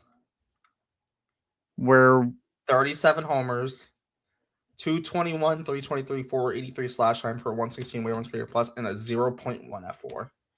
Love that. Ryan Domit from 2008 to 2014 had a 103 WRC plus, which is very mediocre. It was tied for 189th in that span, which is very 100% middle of the pack. There's 439 qualifiers. He ranked 439th in F4 with a -10.8. Average bat, -10.8 F4. I love how Brandon Mills 2019 is in here. I love 37 homers, 1.1 F4. It's funny how the Angels fans think Joe Adell finally broke out. He still only had 1.2 F4, even with 37 homers. Yeah, because he finally broke out. Yeah, he was a 1-1 player now. He's another dude that I think is. I've got to know. Matt Kemp, 2016 Matt Kemp with 35 homers and a -0.6 F4. Man, because he had to still play the outfield because he was still in the National League. I think he was still playing. Yeah, he was. Yeah. Was he with the Padres that year? Was that his one good year with San Diego? Oh, and then he went back to then he went to the Reds, or Reds and Dodgers or something. Something like that. Yeah. What other bad ones are there? This is what happens when Craig Breslow deprives us Yes. of off-season moves, by the way. Come on, Like, Craig. it's been so long. I was kinda hoping that maybe we get like a live reaction to something, but then I know. I remembered Craig Breslow is my CBO. 2012 Ike Davis, 32 homers, 1 F4. Jeez. I can't imagine having like that kind of pop and being so like not valuable. Here's 2025 Vinny Pasquantino, 1.5 F4 and 32 homers. Yeah, he's like exceptionally mediocre of a baseball player from a value standpoint. Yeah. Tremendous follow on Twitter. Again, like I can't stress enough. Yes. Fantastic follow on Twitter. Oh, Not I have getting the Darren mo. Grandson. I found the one. Hit me. 2016 Yasmani Tomas, 31 homers, 109 weighted runs created plus, negative 0.5 F4. Remember when he was supposed to be He was supposed to be really good. 2019 Renato Nunez, 31 homers, 99 weighted runs created plus, 0.1 F4. Oh man, those Orioles teams. Geno's 2021, 31 homers, 198 average, 85 WRC plus, 0 F4. 0 on the dot. What was Schwarber's 2021? Because good. That was not 21. Sorry, not 21. 20. The year he hit 47 home runs and a 118 WRC plus, just 0.9 in 2023. Yeah. Ridiculous. Crazy how like bad that contract looked for 2 years, and then now it's like insane. But there's that Rougned Odor, your 56 weighted runs created plus with 30. Truly one of the greatest seasons of all time. Yes, 30 home runs, that truly is. WRC plus. Yeah. Rougned Odor, 2019, 30 homers, 77 weighted runs created plus. He was a hilarious baseball player. And then he beat the shit out of Jose Bautista, which was like fantastic. Yeah.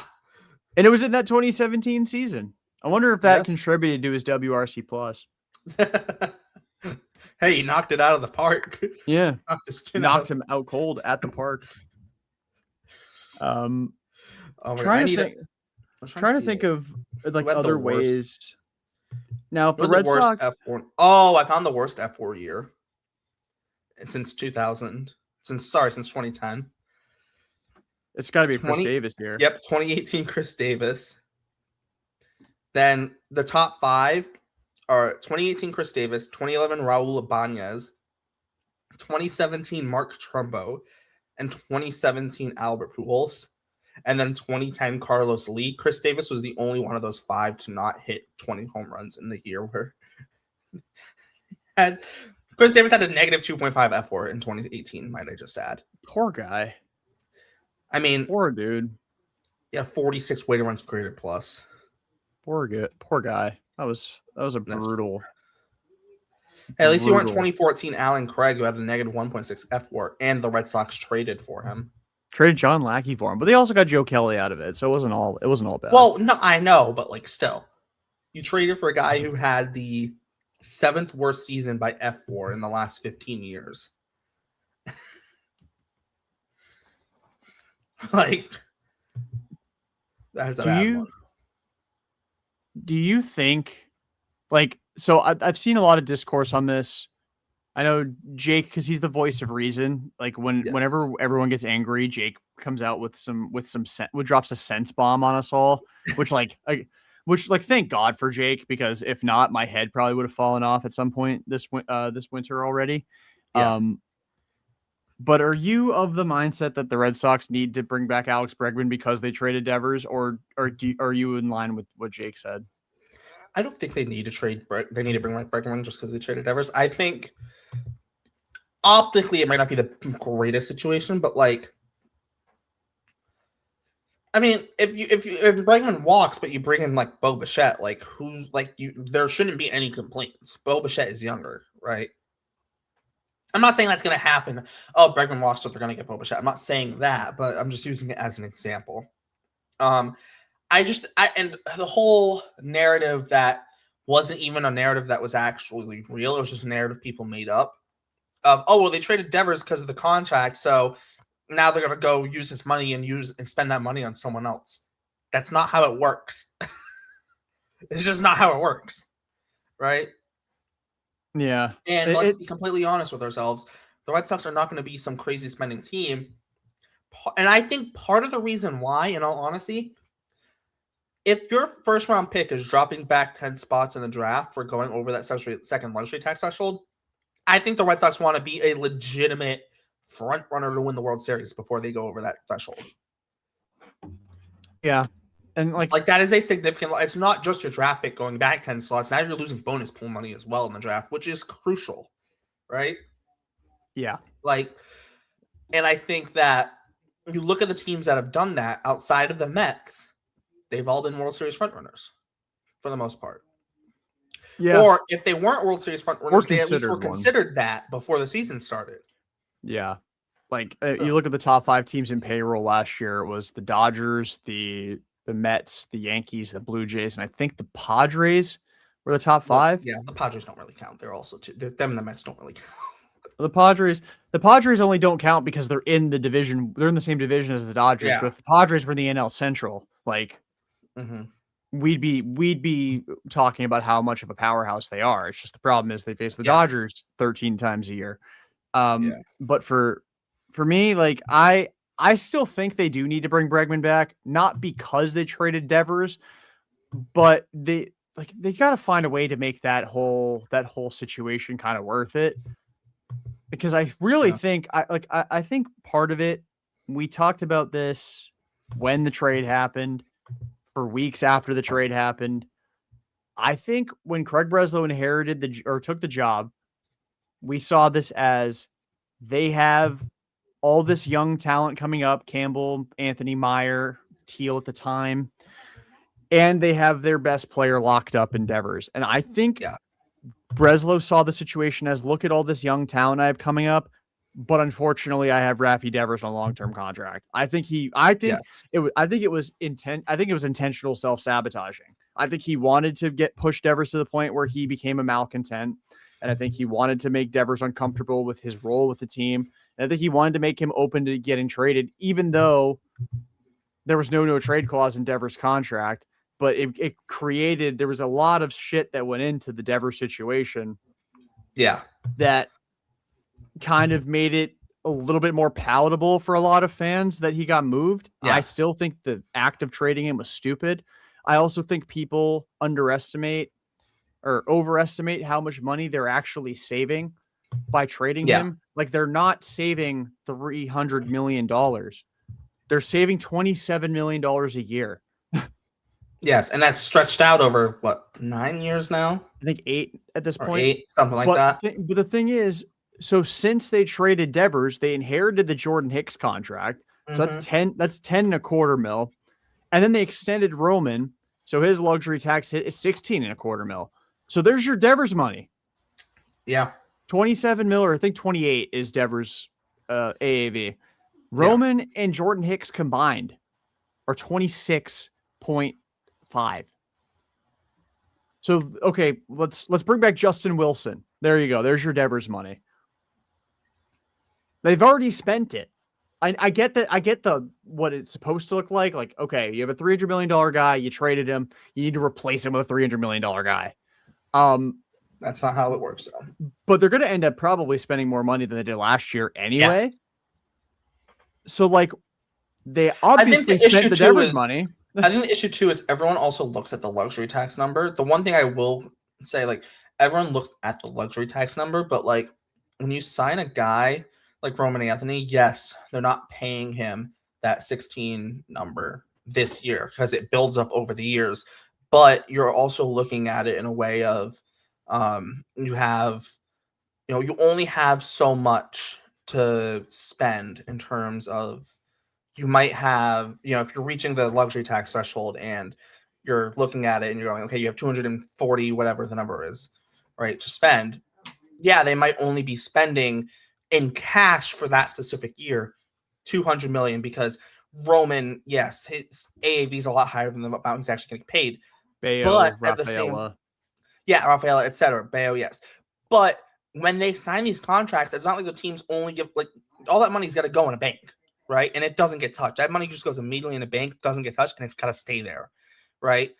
So if they give out to 5 guys 10-year deals, even if they're worth 150 million each, that's 5 times 150. That's 100 what 107? No, 100 750? No, 600. It's a lot of money. I think it's 750 million. I think that you just It's chuck a in. lot of money. It's a lot of 750 million that then has to get chucked into a bank, right? And that's why, yes, you're trading Devers. Like, it frees up money, but you give Roman that extension that's 100 and something, and you can't look at Campbell's extension, look at Crochet's extension. That's all money that's immediately going into a bank and not getting touched. The Red Sox don't have access to that money, right? Yeah. That money's got to go in a bank, right? Yeah. So in some ways, like, yes, you're saving money, but like, it's not like you're just only taking it out of the owner. The Red Sox, that money's not coming out of their pocket right when they, just year by year. Like, no, it comes out all at once. It's one big chunk that comes out at once. Yeah, and I think one of the things that I find super lazy is why do they care so much about what a contract looks like in 2030? Like, that's literally their job to care about that. And like, to that exact point, in 2030, or not, maybe 2030 is a bad year to give as an example with the Roman extension. Maybe 2032 is the more appropriate one, because that's where you really see the gap. Like, he's getting paid in cash $25.6 million in 2032. It still only counts for 16.25 against Exactly. That's where the advantage comes. That's when, like, that's the whole point of signing these pre-arbitration deals, is so that way when they're getting paid the most money, it counts for less against the tax. So when you have a free agent situation, like, just to use the same guys, the same free agent market, you're in 2032, you need a power hitting first baseman and Pete Alonso's available. Then you can spend $31 million a year on Pete Alonso, because Roman Anthony only counts for 16.25 against the tax. Like, it's just budgeting. And I understand. Yes. I'm not bootlicking here. I want the Red Sox to spend money. I want them to sign the best player available at every single position that they need an upgrade at. People were shitting on the idea of them signing JT Realmuto. Well, he's the best catcher on the market, and Connor Wong sucks. Like using the MLB The Show logic, you upgrade with the best possible player at every position you need an upgrade at. That's not how it works.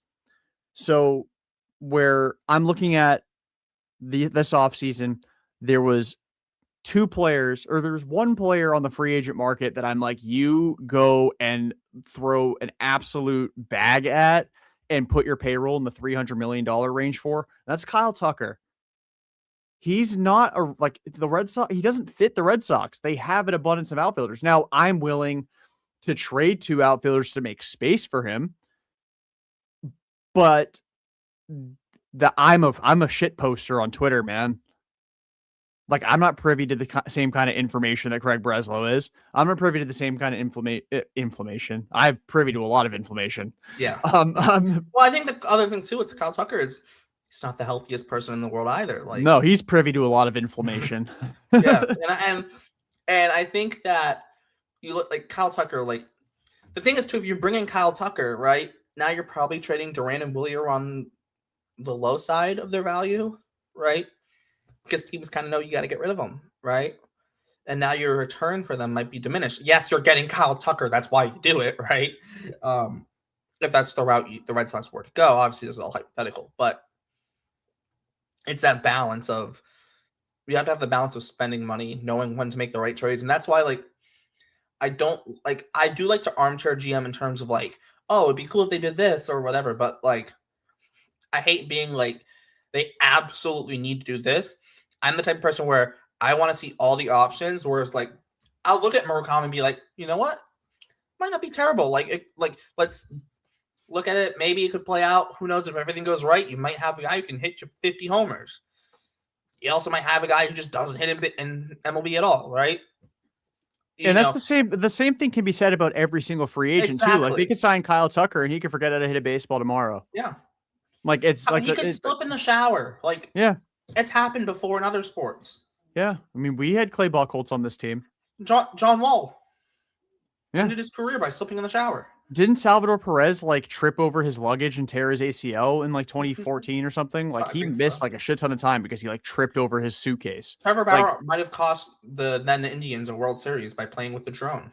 yeah, like shit happens. And like I get like you don't prepare for I stuff mean, like that's that to what you get for happen. having Trevor Bauer on your team, but like, Yes, exactly. Exactly. Um because that was clearly the worst thing he ever did was play with a drone. But it like for me, like it, and I'm guilty of this, so I don't want to play like get up on my high horse and do a soapbox rant, but like the off season's not over until so, it's over. Like and even then, all is the it every really free agent. over until opening day? Like, Yeah, exactly. And like even still, like your team's not complete on opening day. Like it's complete for the time being, but then injuries happen, waiver wire claims, like guys get cut at the end of camp that end up getting brought in. yeah, There's always a 40-man crunch or not a 40-man crunch, a 26-man crunch at the end of camp. In addition to the trade deadline, like yeah, you're not trading, you're not forming a roster on opening day saying, okay, yeah, I just want to be a pitcher short for the deadline. Like, no, yeah, no, that's not how you're no, prepping. But like your roster, like if the Red Sox, like I brought this up back at the beginning of the offseason when the Red Sox traded for Sonny Gray. If the Red Sox traded for Joe Ryan, Red Sox fans would be content and say, okay, cool, we got a two starter. If Joe Ryan had a 5 ERA in the first half, are you saying the Red Sox don't need a two starter because they have Joe Ryan? No. yeah, no. And Like honestly, they Sonny have. Gray might be better than Joe Ryan, like for next year. Like, I am very much of that mindset. and So I you kind of am too. like for one season For they're one season, interchangeable. I get Joe Ryan fades off. is He also fades off late in the year. and also like he's He going to is be better younger, for yes, longer.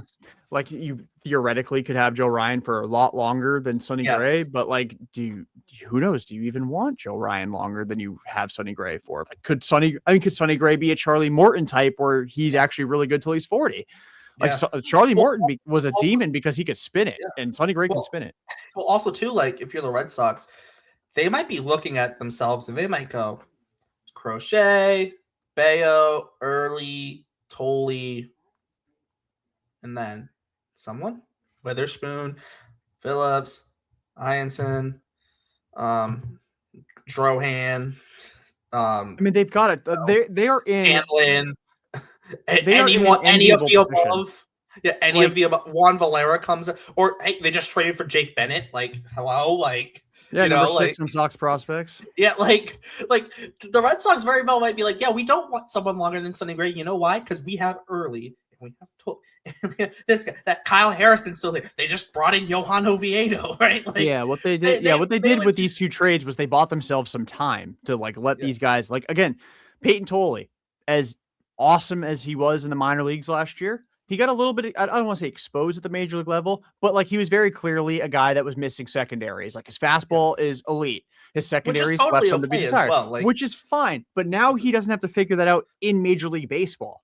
yes, Like yes, you have the on the 40-man roster, I think you have like 10 guys who have at least 10 big league starts. Because you have Crochet, Gray, Oviedo, you have Bayo, you have Dobbins, you have um Whitlock, Crawford, Sandoval, Crawford, Sandoval.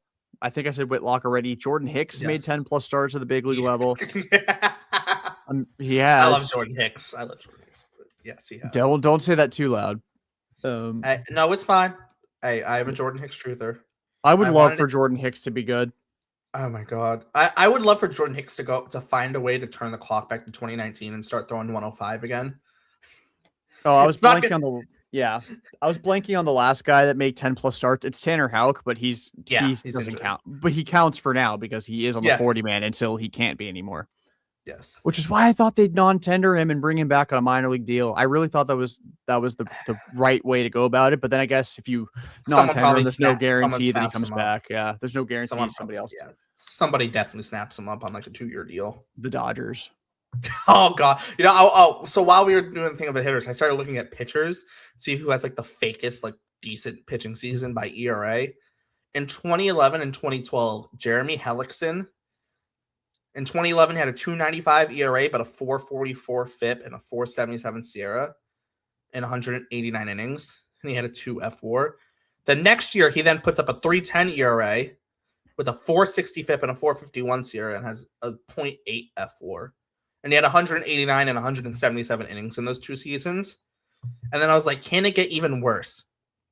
Remember when everyone thought Dakota Hudson was pretty good? Yeah, that one year with the Cardinals where he actually had like a really good season from a ERA standpoint. Well, 2019, and this was the juiced ball year.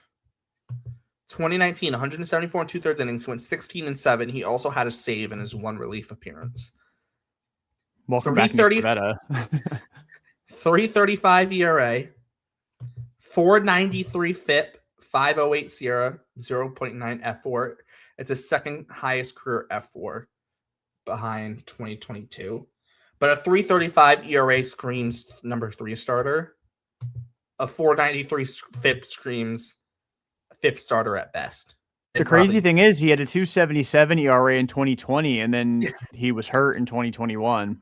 But he had a 2.08 ERA in those. Yeah, but in 2021 he looked pretty good, damn good too. Then he got hurt. 8 and 2/3 innings. I mean, hey, Shane Bieber looked like Cy Bieber in 2024 for 2 starts and then exploded. He also looked pretty good when he came back. He did. He looked pretty damn good. I do think though that the Red Sox are in a very enviable position from a pitching standpoint. Now, again, they need offense, and Breslow, every time he speaks to the media, will tell you that they need offense. It's almost like he has the power to add offense to the team. But like again, I think a lot of the panic sets in because so in Pete's case, there was reporting around the winter meetings that it seemed very unlikely that he was going to sign at the winter meetings, but then he did. We know why. We were still reeling from the news that Schwarber had signed too. So there wasn't a whole lot of power options. Anthony Rendon situation. Yeah, it's like there's. Hey, we missed out on Garrett Cole. Let's give Rendon the money. The Orioles did the same thing except with Schwarber and Alonso. Yeah, and I don't even think that's a bad move for them. Like I really do. No. Like I think there's certain. I mean, it's not a good contract, but I don't think it's a bad move for them necessarily. No, it's a good contract. It's not a bad. Pete's lucky they moved the wall back in, even though they didn't move it back in all the way, because them moving the wall out killed Ryan Mountcastle's career. But I will say about Pete is he goes the other way a lot, which is why I think people were kind of overstating the fit at Fenway. Like obviously he'd fit at Fenway. Like he hits for power. Anytime he pulls the ball, it's a home run potential. But he does go the other way a lot. So I think for where the Red Sox maybe got uncomfortable giving him that kind of money, he actually fits Camden like a glove. Like he's gonna have a few good years at the very least for them. But I do think there's a non-zero chance that he's like outside their top 5 in WAR. Even this year, and maybe even top 7. He probably isn't, honestly. Like if you include pitchers, that's what I'm doing. So we got Gunnar for sure. Gunnar's a lock. I think Trevor Rogers is close to a lock. I think I have the list of players. I think Bradish, if he's healthy. Yeah, Bradish is healthy. He'll have more WAR. Kramer. I think Jordan Westberg will have more WAR. Yep. If he's healthy. Again, we're assuming health in all these cases. I'm not going to say assuming health on everybody. Yeah. Then we got some maybes. I think Jackson Holliday's a maybe. He's only 21 years old. Like that breakout could happen at any point. Yeah. I know he hasn't looked like a number 1 pick, but he's been kind of learning how to be a pro at the same time as learning to be a major leaguer. Yeah. I think Dylan Beavers is a maybe. Yep. So there's 6. Taylor Ward's a maybe. I would put him more towards the long shot. I think Pete will probably be better than him, just because I think there's a likelier chance that Taylor Ward brings a little bit more value defensively, though. I think that in terms he does, but I don't know how real Taylor Ward's power was last year. It was a career year from him in that standpoint. I think Pete's a likelier candidate to replicate his most recent season. I think Basayo's a maybe. Oh, also Adley. I don't know. I mean, depends on if Adley kind of figured his swing out, because he really kind of became a mess the last couple of years and dealt with some injuries, like broke his hand in 2024 and basically played through it. But like we just rattled off 7 guys. Basayo, depending on where his volume comes from, is he a DH? Is he playing first? How much is he catching? Yeah. And then obviously still got to learn the big leagues, but like there's I'm looking at guys like there. in terms of maybes, Holiday, Westberg, just in terms of just maybes or better. Holiday, Westberg, Gunner, Adley, Beavers. I think Colt Cowser's a maybe as well. That depends on where his offense is, but yeah. Well, yeah, but because of the defense. Yeah. I'll throw Taylor Ward in a maybe, even if it's a smaller maybe. Yeah, even if you throw Messiah into the maybes, that's all of their other 8 potential starting position players. And then you still have Rogers, Bradish, and Kramer as maybes. I don't think Kramer. He had a 2.6 F4 last year. Fake. If Pete puts, considering Pete's a first baseman, any starter they add goes to the maybes as well. Because I think yes. I don't think the Orioles are small fish hunting there.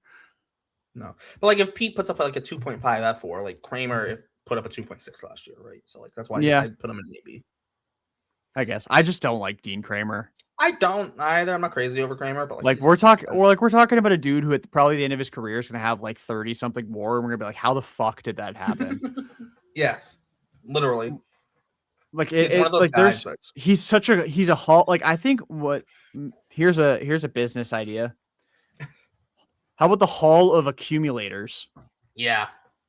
Which maybe that is the Hall of Pretty Good, but I feel like that's kind of losing some of its like, I don't want to say integrity, because that's pretty mean. But like I feel like we're kind of it's kind of just about vibes. Like I want a Hall of Accumulators. Maybe that's an account I should make. And make the case for like this dude, like Omar Vizquel, a shitty person. They're just throwing it out. No, he doesn't get in. He's not allowed in. Nope. He doesn't get in, but like people gave him Hall of Fame votes. Like that dude played for like 400 years. Of course, he had almost Jamie Moyer hits. Jamie Moyer, yeah. Bartolo Colon also in the Hall of Accumulators. Like that dude just would refuse to retire and just.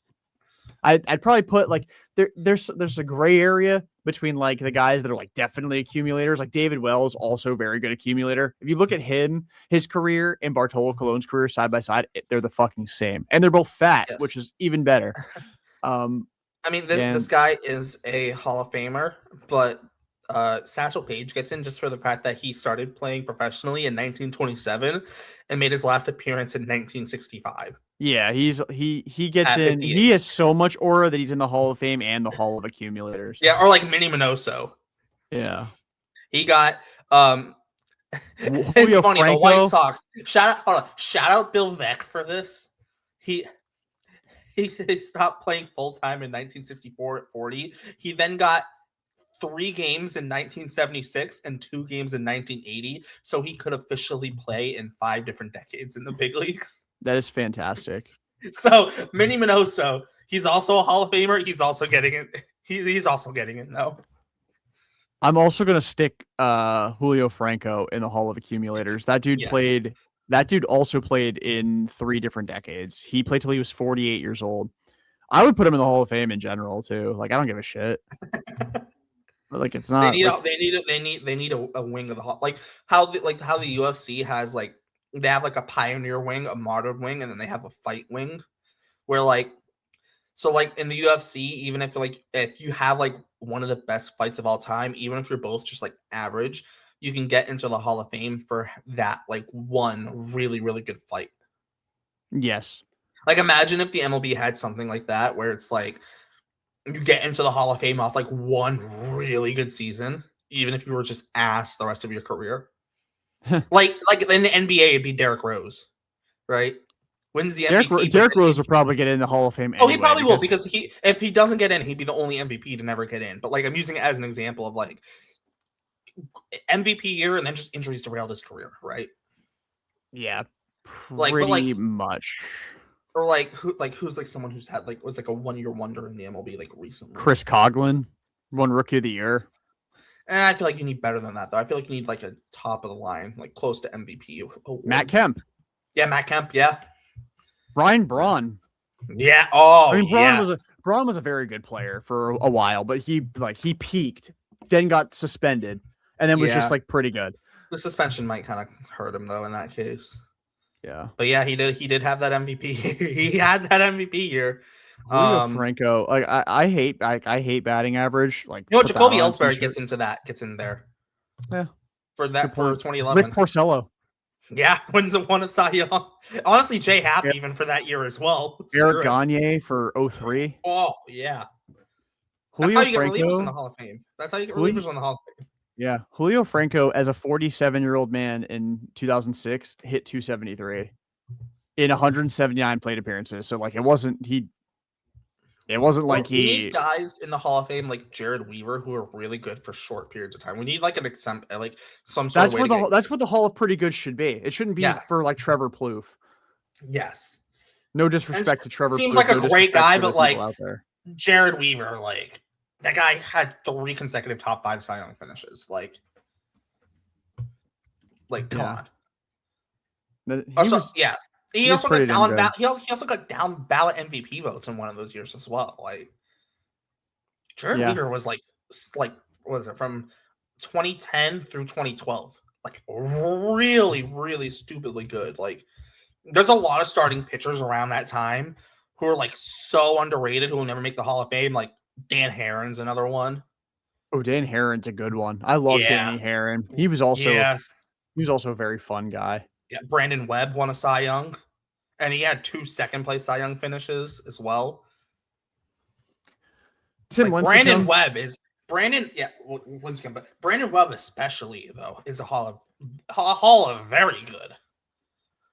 Can only imagine what his career would have looked like without all the injuries. God, would have been amazing. Who else? There's one guy I'm thinking of too. I think Brett Myers, the old Phillies big guy, big starter. He pitched a decade in the league, but he was supposed to be him. Yeah, he had back-to-back 3.5 win seasons in 05 and 06. Then basically was hurt for the next 3 years and then came back and had a 3.9 F4 season in 2010 with 223 and 2/3 innings. And then retired at 32. Hall of very good. Roy Oswalt. I loved Roy Oswalt. I wanted the Sox to get him badly. He literally finished 5th in Cy Young voting in his rookie year. You know, and he only made 20 starts that year. And he didn't even win Rookie of the Year. Also add in that. You want to take a guess why he didn't win Rookie of the Year? What year was it?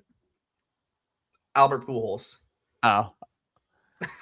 That's not shocking. Pujols swept the vote that year. Obviously, duh, makes sense. Pujols hit 37 homers, and hit 329. Had a OPS over 1,000. Duh, obviously, but Ooh, I got another entrant into this category of one really elite season, or at least a couple really elite seasons. Yeah, a couple really really good ones. Chris Medlin. That's 2012. He had a 1.57 ERA and 138 innings, 50 appearances, 12 starts, had a 3.2 F4, and then the next year he had a 3.11 ERA, was 2.4 F4, 197 innings. You know what? I'll throw a reliever into the mix because just regular relievers don't get enough love. Addison Reed. He was very sneaky good. He had a bonkers 2016. 197 ERA and 77 and 2/3 innings, 197 FIP. That's obscene. He was a sneaky good Red Sox too. He deserved better than his fate after leaving Boston. He was a mess when he left. I wanted him back pretty badly. I won the Fell For It Again award 2 straight years. I did it with Ziegler. He left and was terrible. Then I did it with Addison Reed. He left and he was terrible. Then I did it with Joe Kelly. He left and was okay. Kimbrel left and was terrible. Hall of Very Good should go to guys like Lance Berkman. No, because Lance Berkman should be in the Hall of Fame. You know what? That I kind of agree with that, but he doesn't have the only issue is he doesn't have the big highlight reel things. The only thing he ever led the league in, where he led the league twice in doubles and once in RBIs. I think that's what hurts him. And he had 2 top 3 MVP finishes, but he won. His biggest thing is he won the World Series in 2011 with St. Louis, but that just gets overshadowed because it was Pujols' last year. He was so fucking good for that team. He was. He absolutely was. He finished 7th in MVP voting. That was his last really good year. I think the problem is they won the World Series, and then the next year he only played 32 games. Yeah. He got hurt, and then he went to Texas in 13 and wasn't good for them.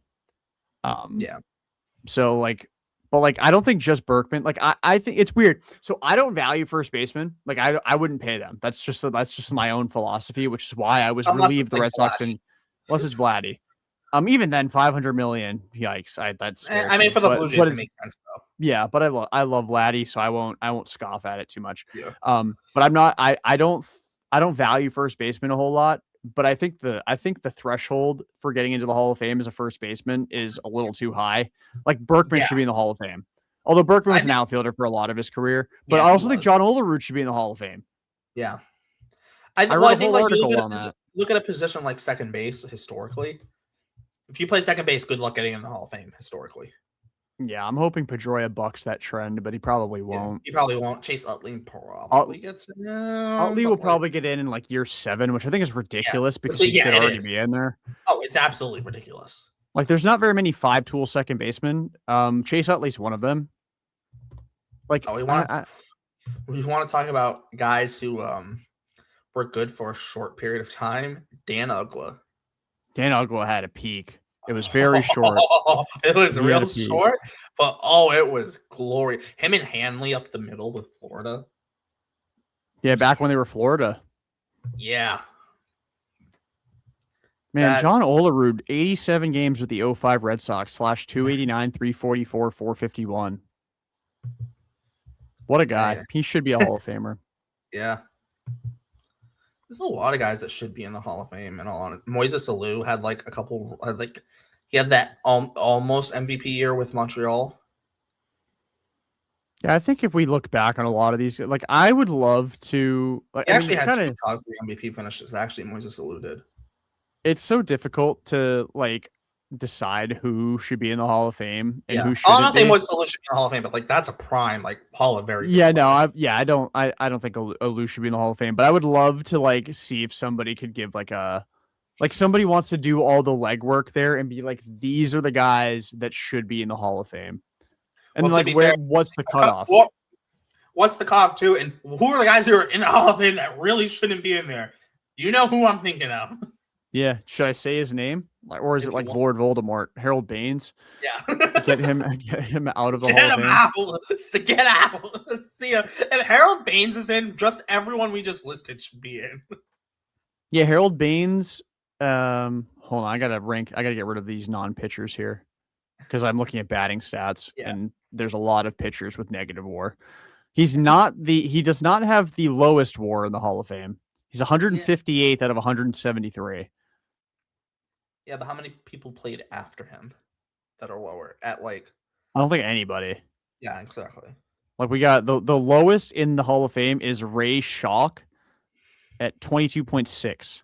He had 11 home runs in 1,700 games. He had to have played in the 1800s. 1912 to 1929. Come on, I think society had progressed in World War I enough for. It says he got a 1917 World Series, but it says he was on the Chicago White Sox in 1917. Huh? He must have gotten into the Hall of Fame for not cheating. Wait, hold on. What was it that year? Am I drawing I'm thinking of 1909. But no, sorry. No, 1919. Yeah, they did win it in 1917. Okay, I was thinking of 1917. He did have a top 3 MVP finish, but yeah. For what? Although I think that was back when in the MVP voting, you couldn't win it after you've already won it once. That was a thing way back in the day. Like, once you had won an MVP, you weren't allowed to win it again. I'm not even kidding. Like, let's pretend that he probably got in because he didn't throw the World Series. He sucked.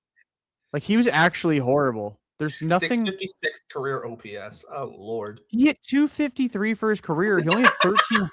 He had 200. He only had 1,345 hits. Although maybe he was amazing defensively, right? We don't know.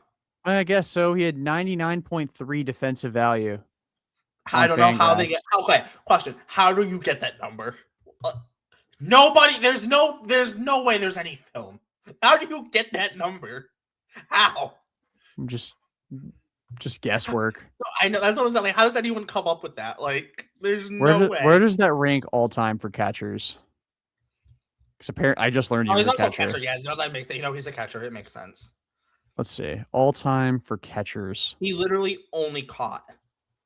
He never played any other position. Let's see. Where does this man rank for catchers and defensive value? He's definitely below Yachty because Yachty's the second most valuable defender in MLB history. He led the league in fielding percentage like 7 times. He's not even in the top 30. Yeah, but you know what? He caught 151 games 1 year, okay? I'd like to see Yachty try it. I'm joking, obviously. He is 47th. Yeah, but like, are those numbers real? Because he finished No. 3rd in MVP voting, and he had a 750 OPS, and he was a below league average hitter. Yeah, it's just disgusting. You get what I'm saying, though. Like, yeah, why is that guy in the Hall of Fame? Okay, yeah, he had to have been amazing defensively. There's no other way. I'm going to make it a project. Like now, it's on record here on December 18th in 2026. At some point, like throughout the year, I am going to do a. He was a player, coach, manager, and scout. I am going to. He revolutionized the catching position by using his speed and agility to expand the previously accepted defensive capabilities for his position. See, he got voted in for his defense. He's not a Hall of Famer. I don't care. I'm not saying but like also they have no way to.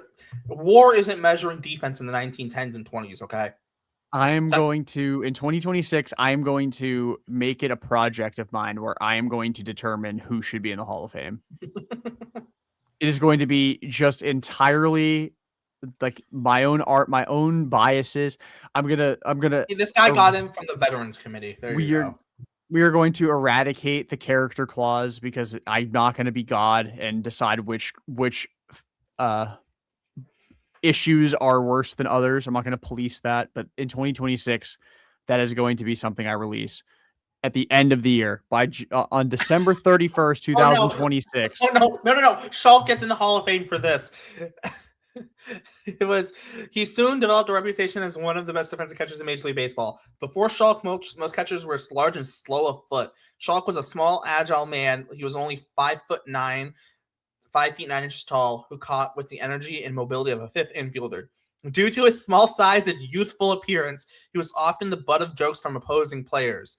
One time, a policeman refused to let him into the locker room at Comiskey Park, mistaking him for a child. You get voted in by Drake? Like, I think that's a good ending point. We've been on this for 2 hours. Hey, I'm gonna argue. You know what though? There's something. There's gotta be something. He probably just got voted in for his defense. Remember, this is in 1955 when he got voted in. I don't think that's nearly as egregious as Harold Baines. Probably not, but like gross, man. Gross. Yeah, so December 31st, 2026, my article of who should be in the Hall of Fame at every single position will drop. A little more than a year, Jordan. We got a little bit more than a year. That is going to be my goal for 2026 is reconstructing the Baseball Hall of Fame. It's gonna be a New Year's resolution, just like everyone's New Year's resolution. It sticks to like January 5th, and then after that, you're just like, nah. I'm gonna start it, and I'm gonna be like, damn, this is hard, and I'm gonna stop completely. You're just gonna get to the pitchers, and you're just gonna be like, damn it. Well, it'll be kind of fun to play like Baseball God for a little bit. I think it's a fun exercise. I'm sorry, I give you like 5 days.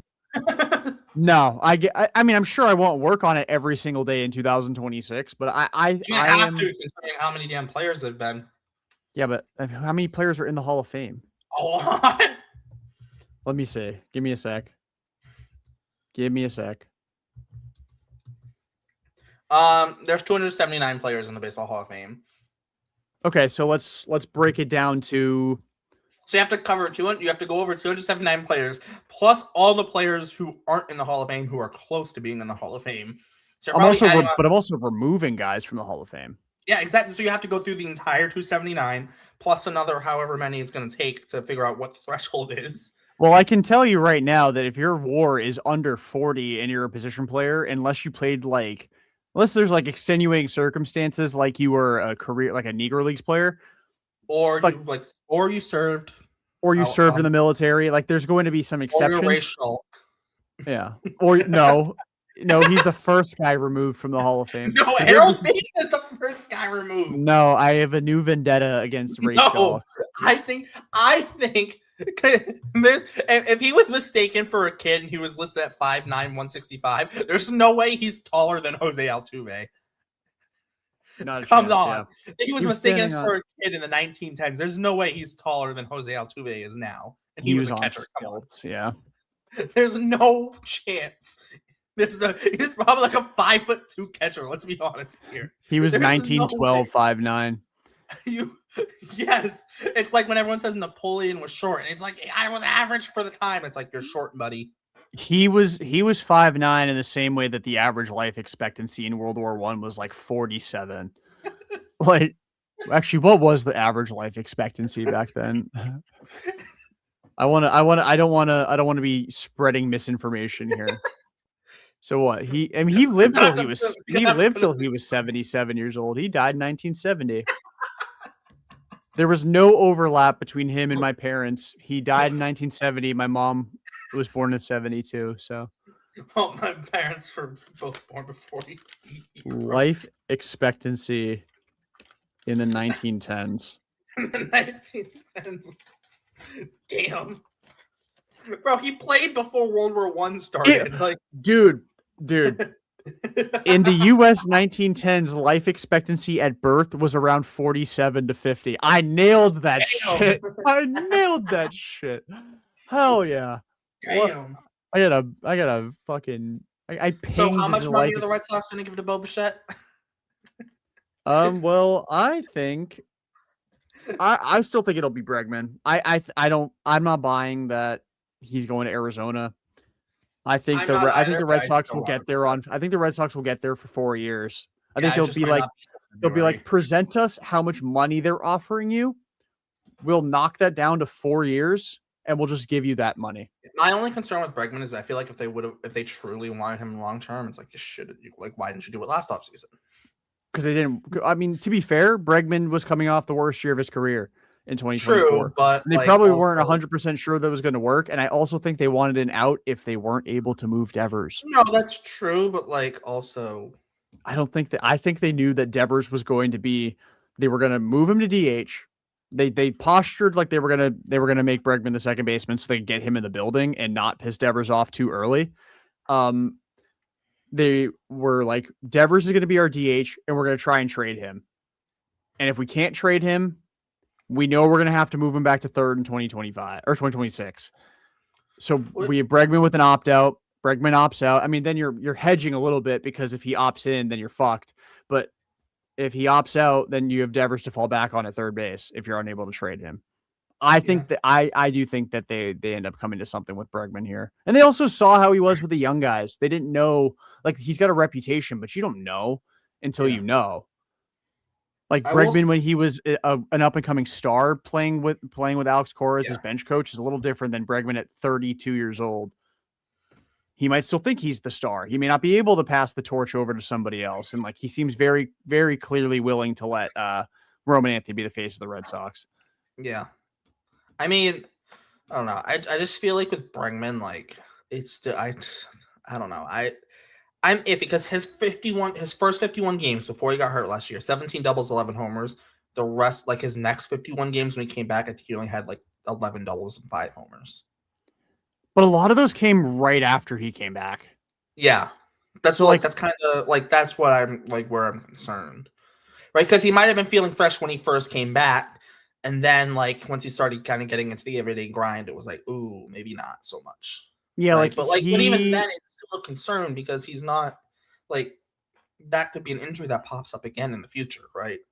Yeah, so on July 28th, so after the game concluded on July 28th, that was game 1 in Minnesota.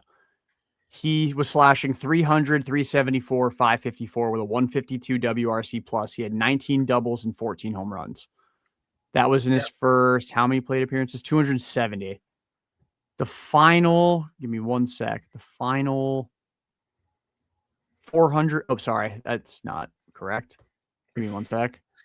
It didn't update. The final 225, he slashed 238, 342, 347 with a 93 WRC plus, nine doubles, 4 home runs.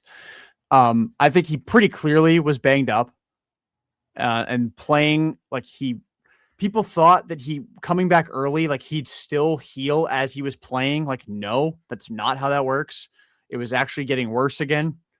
And he just had no punch. Like he had a 109 isolated power during that stretch. But he still had a 342 on base. He walked 12% of the time, struck out only 10% of the time. Like he was still that was awful. And it was still a 93 WRC plus. Like that was the bad version of Bregman. And then he showed up in October. Like he had the kill shot in the playoffs in game 1, the RBI double in the 9th inning. And he overall slash 300, 462, 400. It's only 3 games, but a WRC plus for the series of 150. Like, it's not like he didn't show up in October. He didn't show up in game 3, but who the fuck did? Like, Yoshida did. That was it. See, and like Connolly early did until Nathaniel Lowe decided to bend him over a table, essentially. It's a reason Nathaniel Lowe ain't coming back. Yeah. There's a reason. I will say this too. Like the whole thing too is like the big thing for Red Sox too is we don't know what Casas' health is like. Like if we kind of want to go full circle back to the whole point of the stream was the Red Sox. We don't know what Casas is going to look like on opening day, or if he's even going to be ready. In all honesty, we don't know. Right? Doesn't sound like he will be, but you never know. You never know. But like that's the thing. If Casas isn't ready, is Romy gonna just be your first baseman? Because like as much as I love Romy, I feel like they're gearing him up right now to platoon with Marcelo. That's how I feel right now. And if that's the case, he's not playing first base then. So who's playing first base, right? Yeah. Unless they're just gonna flip the coin. They're like, we're gonna put, I don't know. You know what? Let's put Yoshida at first base today. Spin the wheel. Everyone. I would love it. I would love it so much. Connor Wong's playing first base. Spin the wheel. The second he plays first base, he's a Hall of Famer for me. If Jaron Duran's willing to play first base, I'm willing to not trade him. Kind of shocked that they never approached Duran about playing second. There's no. I don't think he could do it, but the media never asked. I don't even think you would ask. I think that's asinine. I think it was worth. I mean, if they were going to ask, I mean, I guess I think you'd be better off asking him to play first base at that point. You know what? If you're why couldn't they? Why didn't they? They didn't ask Duran anything. They didn't ask Duran anything hard all season. And I'm not saying that. I mean, I guess the hard questions were just asking him stuff after the Devers trade, but I just don't get Duran. Hard question for telling him not yell in the middle of games. Yeah, asking I don't know. They asked Devers at every chance they could, the media, about DHing, about playing first base, and I get it. Moving from third to moving from any position to DH isn't a hard transition from you're just hitting. You're not learning a new position. You're learning new routines, but you're just all you're focusing on is hitting. Or moving from third base to first base. It's just you're still in the infield. Moving back from the outfield to the infield is much harder, and I don't want to underestimate that. But he was an infielder in college.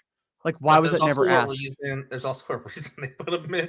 They moved him to the outfield. I agree. Yes. I'm not saying they should. I'm not saying that he should have played second. I'm not saying I wanted him to play second. But why was that never a question? Because just to rule it out. In the same way that I think Coley tweeted this at the beginning of the offseason. One of the first things he's doing is making the Guardians say no on Jose Ramirez. Just make them tell you no. Yeah. Just ask. Duran played second base in college. Just let him ask him, and if he says no, then okay, it's fine. Yeah, I mean, it makes sense. No, I get that. Yeah, I see you, Jason. As if we haven't mentioned him 5 times already. You mentioned me 5 times. We did. Is that a good thing or a bad thing? No, it's not a bad thing. We were because I was bringing up Murakami, and I mentioned how we had talked about Murakami. Yeah, that would make Twitter, I think, explode. Yeah, it would make it more. explode. Yes, if you weren't around for that, I mentioned how Jason and I joked about how mostly me joking about how you put Murakami to play third base because Devers was so bad defensively that they wanted to move him off third. So you trade him just to bring in Murakami to play third, who might be worse defensively potentially. Just to see that's the chaos option. The chaos option is you sign Murakami and Okamoto. And Casas DHs and Yoshida gets sent back to the Shadow Realm. No. Or Yoshida plays left field full time. Yeah, they trade both outfielders. Yeah, you know what? Yeah, no. Screw it. You trade all the outfielders outside of Roman Anthony. Christian Campbell plays center field, and Roman plays right, and Yoshida plays up. There's your chaos option. How does Christian even fit into the left field? Into the plan? But like you still have the log jam in the outfield. You've already extended the guy.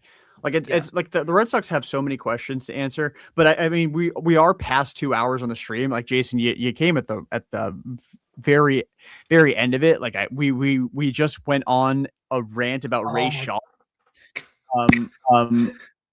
But I guess to kind of put a bow on the whole thing. Yeah.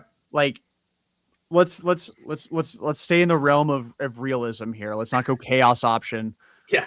How are you salvaging the Red Sox offseason? Jason, since you just joined, I'll let you answer that first. How are you salvaging it? Oh, I get to help put the bow on top of this live stream. I would say you got to get Bregman back, and you have to trade. You got to figure it out. FITFO is what they usually say. You know what FITFO means? Yeah. Figure it the fug out. Yeah. Fug out. Yeah. Not fuck. Okay, Derek. We are not a PG-13 show. Okay. Like you have to get some sort of Reagans or some sort of number two. I know that we talked about there's no really such thing as a number two pitcher, but you need to bring in some sort of. I love Jason and I have had so many conversations about not a number two starter not being a real thing. I love that this is becoming a movement. The number two starter isn't real. Anyway, continue. Yes. You need to find a way to get Cole Reagans through trading one of the outfielders, because that makes sense. The Royals are needy of an outfielder. The Red Sox have a lot of leverage. And if you lose Alex Bregman to another team, you instantly lose your leverage, because it's like, yeah, you need to trade an outfielder for the sake of making a move, right? So I'm re-signing Bregman, and you have to be, Andrew Friedman said it best. If you're realistic on every free agent, you're going to finish third on every free agent.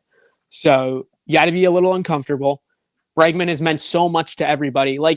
Even in the Connolly early interview on Section 10, he mentioned without being prompted, Alex Bregman showed me that I was tipping pitches, which just tells me that dude, this guy is so important in the clubhouse, and he's a good baseball player on top of that too. You need to get him back. You need to trade one of the outfielders, and I'm fine with rolling with 4 outfielders, solid outfielders to begin the year, and Roman, Campbell, Rafaela, and maybe Abreu/Duran. I'm fine with that. But 5 is too many. So I'm trading Duran and I'm re-signing Bregman. That's the offseason, and I'm happy. Derek, how are you putting a bow on this offseason? Realistically, one of Bregman and Bichette. I don't really care which one and all. I prefer Bregman, but I'm cool with whatever at this point. In terms of Bregman, he might be a little bit better, but he's also older. Bichette, you're going to get more long-term stability there. And Meyer can play both second and third, so it's not as big of a concern position-wise. With you don't need a third baseman. You could get a second baseman and play you could have Bichette at second and play Meyer at third. And then you got to get. I think you should get another starter. Although I will throw the caveat out there. We did mention a team like Seattle earlier. Not that Seattle would necessarily do this, but I'm using this as an example. Seattle, they do have Andres Munoz. They're not going to give him up, but make him answer the phone on Matt Brash. Right? I love Matt Brash. You get what I'm saying? If you get another reliever for the back end, sign me up, right? Like a one with like control. That's more so the point is what I'm saying, right? Like, because like everyone's like, oh, like I mentioned, like I think we were talking to Jordan Bat and we brought up like Morihone at one point. Like Morihone's great, but there's not a ton of team control there, right? Right, he's a rental. Yeah. So, but like if you get if it's not a starter, a reliever with team control, right? So just a pitcher with control, whether it's a starter or a reliever, I'm cool with. Preferably, yes, a number 2 starter, but I don't think they exist. Like Jason said, they don't. I don't think any of us really think that they exist. A number 2 starter is basically a number 1 who's just not the Red Sox number 1 because they have Garrett Crochet. Yeah. That's People essentially what people conflate a second ace or number 2 with a second ace. It's just not the same thing. Max Fried is not a number 2, people. He's a number 1. He's number 1. The And there's a Yankees just difference so between number happen to 1 and have- an ace. Yes, there was a difference. The Yankees just so happen to have Garrett Cole. I know he's hurt last year, but the point still stands. Yeah, I think Fried might be the better pitcher now, but yeah, that's beside the point. That's Well, not. yeah, That's not it's relevant. besides the point, though. On paper, he's the number 2 because Garrett Cole is their number 1. Yeah. But so yeah, I would say Bregman or Bichette, and then a pitcher, whether it's number 2 starter in air quotes, or screw it, just get me a back end reliever with control. I'll take it. So for me, I'm shocked. I'm going to be the only one here. I'm trading for Ketel Marte. Like I'm doing it. Like I'm getting Ketel. I'm getting uncomfortable. Like you still have to consolidate down some talent on this team. Like you have a ton of good players. You don't have enough great to elite players. Like even if you re-sign Bregman, I think he's kind of on the fringe. Like I think he's a very good player that can be great. It's the same team you had last year. And it's the same team you had last year that wasn't good enough. Now, granted, like the guys that are young, you didn't have Roman in the postseason. Your young guys are expected to improve as they play more in the major leagues. Like, and obviously you're hoping to get more out of first base in general. But for me, I'm trading for Ketel Marte. I'm not getting stupid in what I'm going to give up. But if it's 2 of the 3 of Duran, Meyer, and Early, I think I'm closing my eyes and hitting send on that. I was thinking mine was more like bare minimum. I wouldn't be against trading for Marte more so, but I was saying like bare minimum for me. For me though, I think you need to get an elite level hitter, and the only one available, unless you're trading 2 outfielders and signing Kyle Tucker, the only one available is Ketel Marte. Yeah, they don't grow on trees, and he's making nothing. Like financially speaking, he's not making anything, and I'm content with. This is gonna be funny because of what I said earlier. I'm banking on Tristan Casas not being ready for opening day, and even if he's healthy, like healthy air quotes, I still want him to get some burn against righties and lefties for like a month, just to figure everything out. Give him some time. You have the options, so why not just give him some time in AAA? So April. My first base tandem is Romy Gonzalez and Nathaniel Lowe. I'm bringing him back for 1 month, and then when it's determined that he sucks, because he does, you DFA Lowe. Romy goes back to his being a platoon bat off the bench, and Tristan Casas comes back and plays first base. And maybe you platoon Romy with Casas. I'll just add, I really kind of like the idea of Okamoto. Okamoto's fun. I don't mind Okamoto either, but I'm at the point. Well, if you get, I have too much Tristan Casas stock at this point. Me too. But also too, because Yoshida's probably going to end up in the shadow realm. Like, if you have, hear me out. Like, you bring in Ketel. Hell, you bring in Ketel, they could still bring back Bregman. They could. You know what? Screw it, Okamoto too. Why the hell not? But I also think there's some validity to what people are saying about that infield being old, and like even Casas isn't old, but like physically he is, because he's a big dude, and but that's why you get Okamoto, brutally assaulted by his own body in recent years. But Okamoto's already 29, so like he's not a spring chicken. I mean, I know Bichette's 28. I know Bichette's 28, but like for me, you're trading for Ketel, and immediately like you're letting. I'm sorry, like I love you, Breggy, but I think if you get Ketel, my attention goes to Bo Bichette from there. Yeah, you get the 28-year-old, you put him at third base. I'm honestly concerned about Trevor Story though next year. Like, Hear I me don't out on mean, Trev like- too. No. I'd put him at third. Like, no, he does not have the arm for third base. He is cannot make that throw. He cannot make that throw. There's no chance. I'd Him put him and in left field before the same third base. arm strength in 2025. He also I'd had the argue yips at the end of the year. I think that was fatigue. I also think Trev is a better athlete than Bregman. I think he could take to the position. But also too, if he's getting fatigued at the end of the year, he's only going to get fatigued more at third base because now he's making longer throws more consistently. But is he getting? I think he got fatigued because he hadn't played baseball for 4 years. True, but also I think similarly to stop. And if you're moving him to third base to play Meyer at short, then he's also your only third baseman, really. We still have Romy can play third. Nate Eaton can play third. Nick but if Sogard can play Romy's third. if Romy's in your first base mix, like. But then you get what I'm saying. You still have Sogard. You still have Nate Eaton, but still have Eaton. It's still a little. You can sign somebody else as minor league depth as well. But that's like saying you have David Hamilton as the backup shortstop. Like, okay, so what? Like, I mean, I'd argue too, if your star at the position gets hurt, you're probably fucked anyway. True. But like I think the other thing too people have to realize is like, yeah, the Red Sox didn't have Roman Anthony. They didn't have their best hitter. Roman Anthony was the best hitter at the end of the year. How many teams can go into the postseason without their best position player and win a series? Should have been the Red Sox. The Dodgers probably could. Dodgers probably, yeah, they're the Dodgers. That doesn't like outside of if the Blue Jays don't have Vladdy, how far do they really go in the postseason? Well, they also wouldn't have had Bo, so they would have been. No, yeah, they didn't have Bo. No, but okay. Yeah, but yes, no, I get your question. Yeah, You're right. Giolito, right? They also didn't have Giolito, right? Like, you get the point I'm making. Like the thing is too is like everyone's like about well, we're just running back with the same team. The team that very legitimately should have won that series without their best position player at the time. Yeah. Who's only going to get better. That's my only caveat to like the people who are like, you can't just bring Bregman back because it's the same team. You mean the team that didn't have Roman Anthony. And Willier was playing through that. Willier was injured. Who knows what Christian Campbell's going to be this year? Who knows what Marcelo Meyer's going to be, right? Casas, right? There's a lot of question marks, but like there's also a lot of upside with that. And I'm not using that as an excuse to stand pat. But people like, oh, well, they lost to the Yankees, so they can't just do the same thing. It's like if they bring back Bregman, plus you're getting Roman for a full year, right? You're going to hopefully have Casas for most of a year, right? Yeah. I do think they give him a little bit of load management a la NBA style, and I think they should. But theoretically, too, like you probably win that series if Brian Bayo gives you more than 2 innings in game 2. Yeah.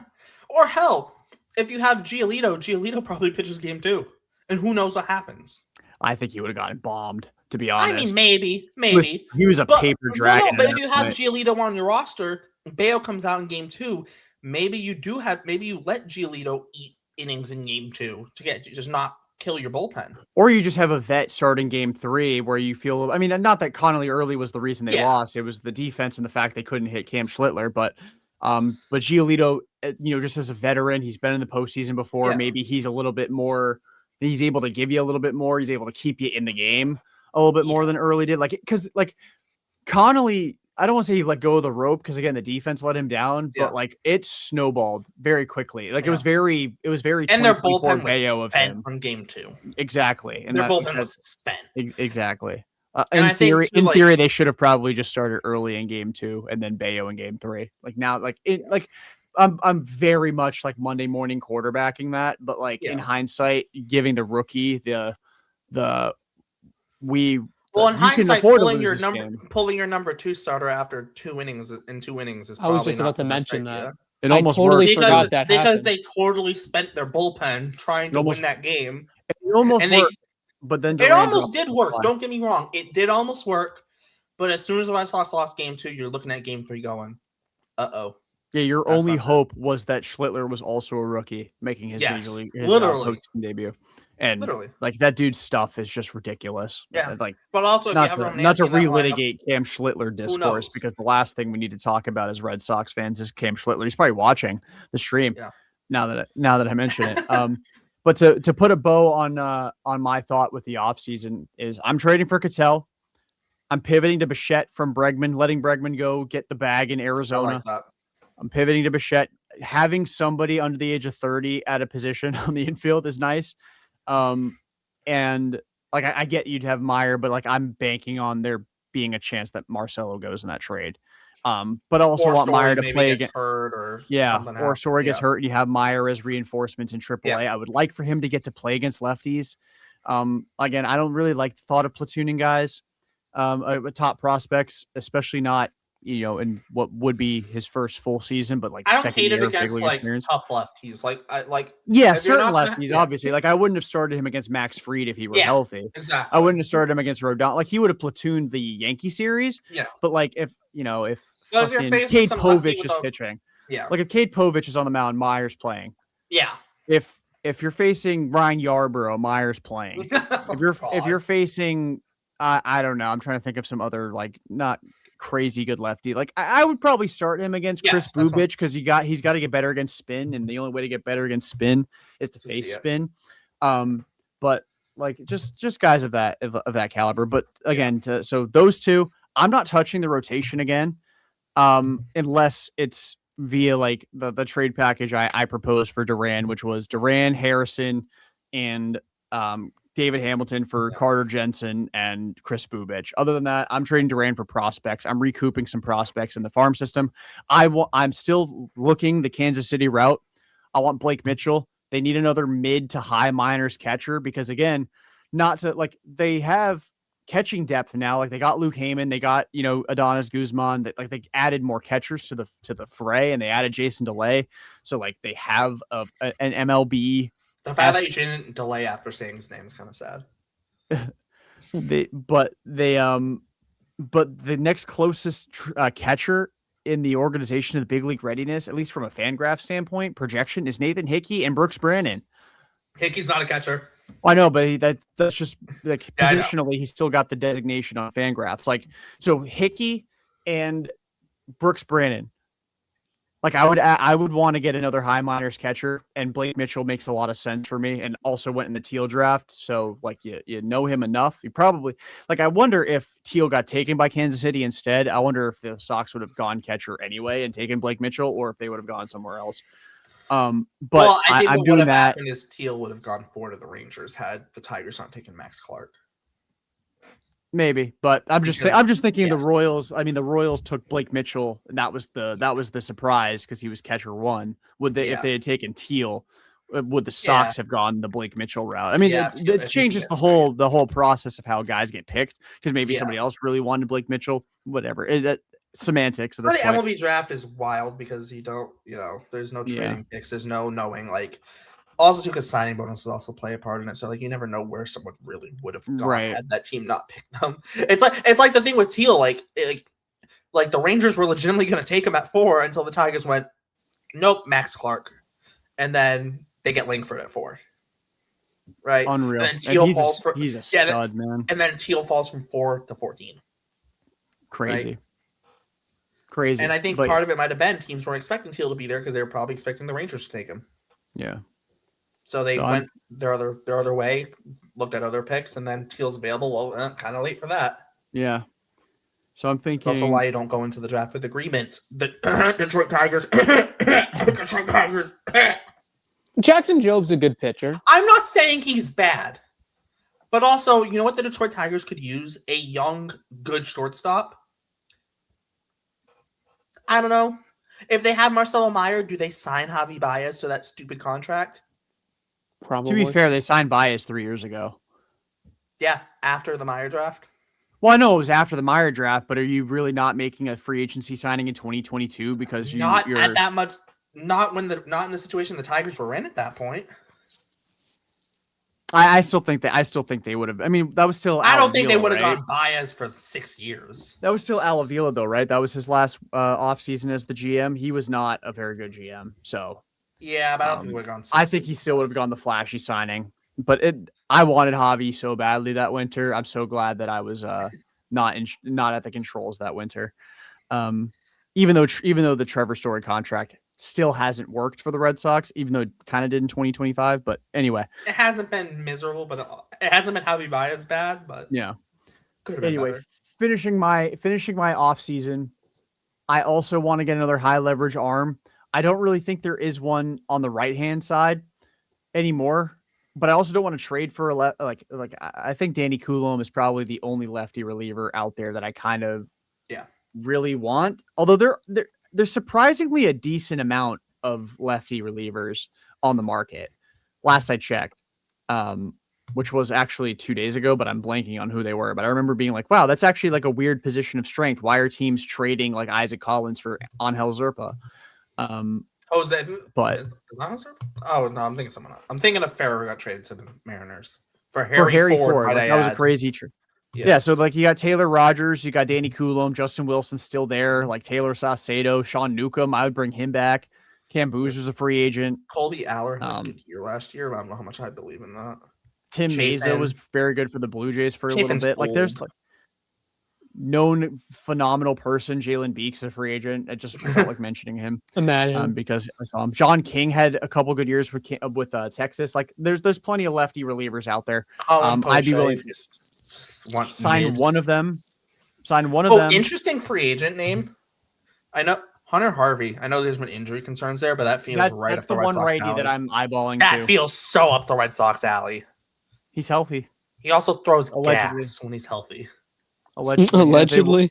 If they want to go, and if they want to go kind of the rehab route for a righty, would not hate Jonathan Loizaga either. I would bring I'd bring Liam Hendricks back in as a minor league deal as well. See if that works. Johnny Lasagna. I loved him. I've wanted him for like several off seasons in a row. I hate that he's a Yankee. I hate that Loizaga's a Yankee. I hate that a lot of people. I hate that Chisholm's a Yankee. I don't because I'm not crazy over Jazz. No, he won't be. They don't have the money. You know what? I could see that. Well, Passan listed him as a guy who could be traded this offseason. What if the Yankees could trade for Donovan and then flip Chisholm? Or play Chisholm trade him and Will Warren for CJ Abrams. Or send him to Washington. Or put Chisholm and Spencer Jones for Paul Skeens. No. Send Chisholm to the Padres. They can never get enough shortstops. That's why Meyer go in there in a potential Tatis trade if that were to ever have the Red Sox were ever to get Tatis, which isn't going to happen. But okay, I asked Derek this, Jordan. I want your opinion. Would you if you could trade Tatis, the Padres say, okay, well, we want Duran, but you have to take on a majority of Bogarts' contract. Would you do it? So I'm only trading Duran and maybe a sweetener or two, but you get Tatis, but you have to take on the majority of Bogarts' contract. Basically, I'm doing it. On just about all of his contract. I'm doing it. You're doing it. I said no.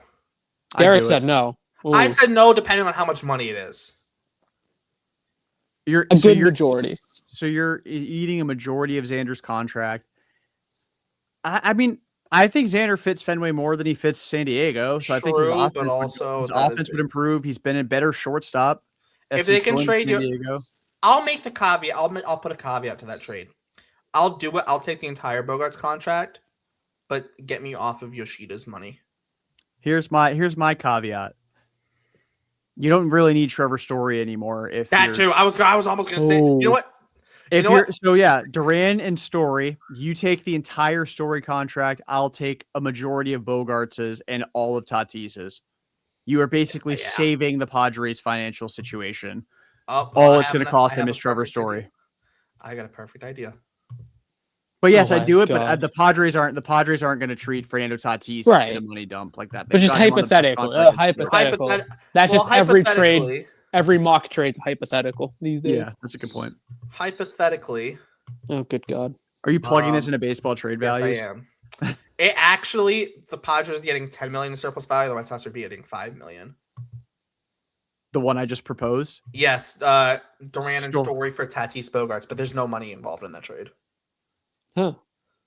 That's no money involved. If you want to take on Machado's contract instead of Bogarts, you could probably give them Yoshida's contract as well. We talked about that, Jordan, like a week or two ago, right? Yeah. Machado is a perfect fit for the Red Sox. Well, in a way. It is. I have the perfect trade. Optically, that'd be awful, but I have the perfect trade. Tatis and Machado for Duran, Story, Yoshida, and Hicks.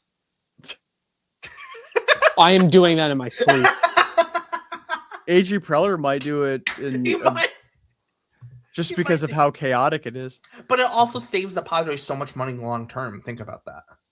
Yeah, I don't think he's I don't think that's gonna happen. I mean, Nando's not It's getting not moved. going to happen, but like, come on, it'd be funny. Yeah, Nando's not getting moved. That's kind of like the I don't think it is, but like at the same, I don't think he is, but also too like, what if like if you're the Red Sox, like okay, let's just go hypothetically. If you're the Red Sox and you throw them Duran, you also throw them Meyer, right?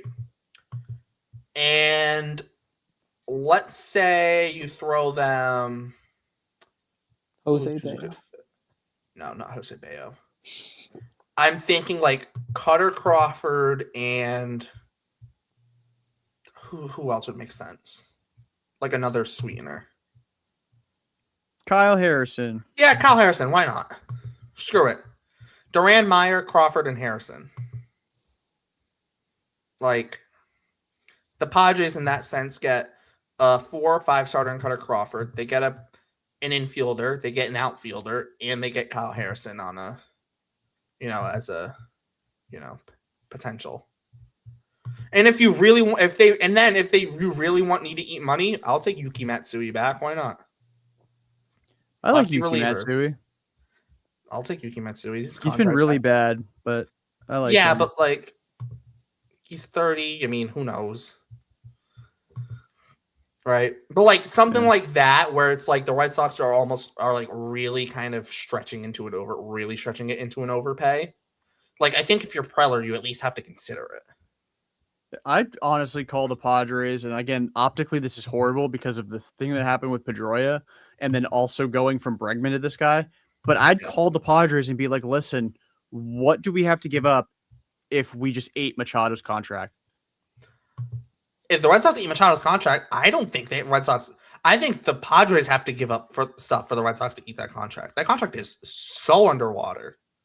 But he's still a very good player because, like, so how I view it, bad contract though. I agree, but he's still very productive. So like, it's difficult. It's not similar. Do you want to pay Manny Machado till he's like 42?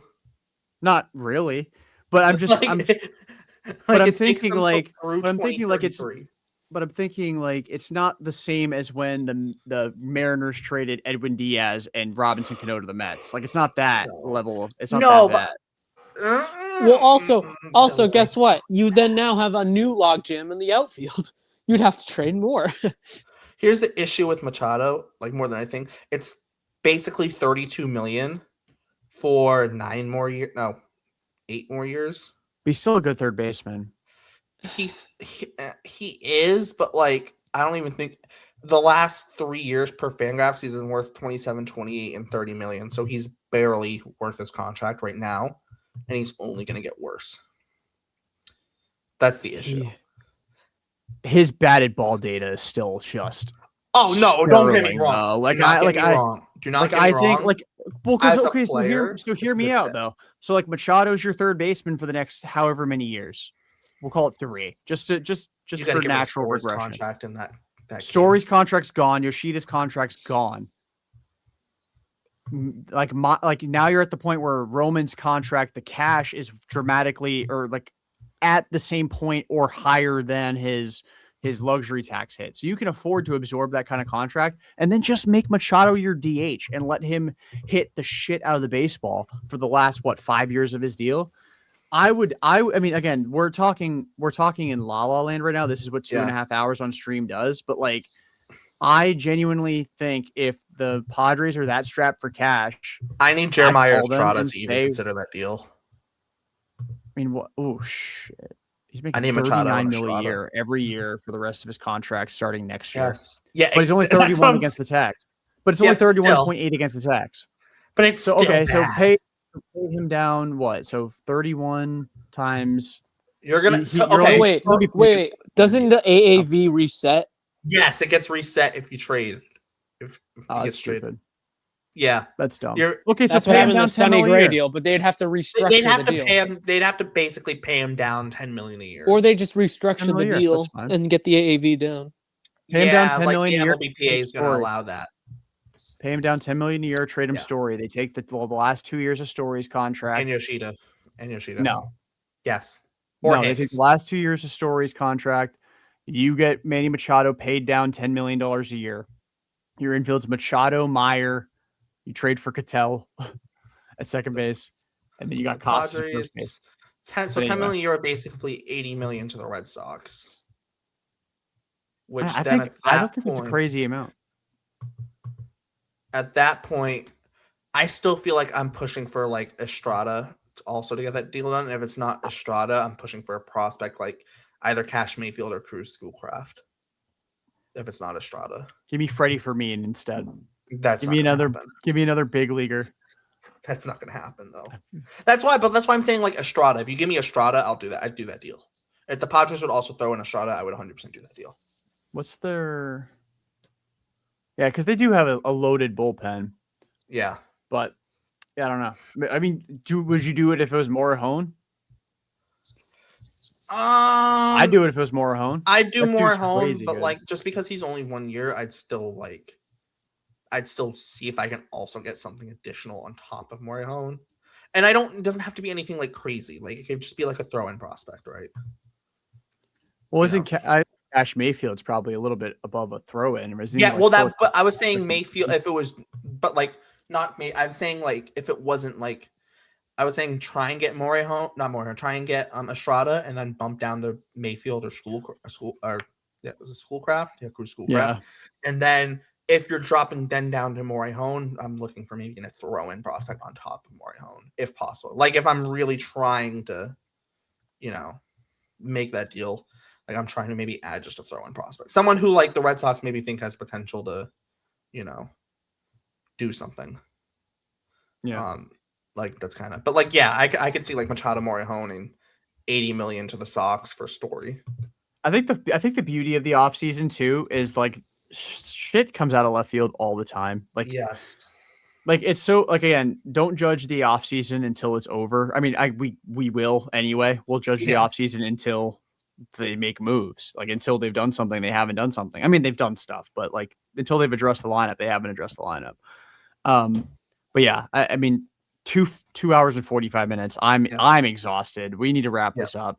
Real quick before we wrap up. Speaking of judging decisions, Jason and I are in the plans working on a little project.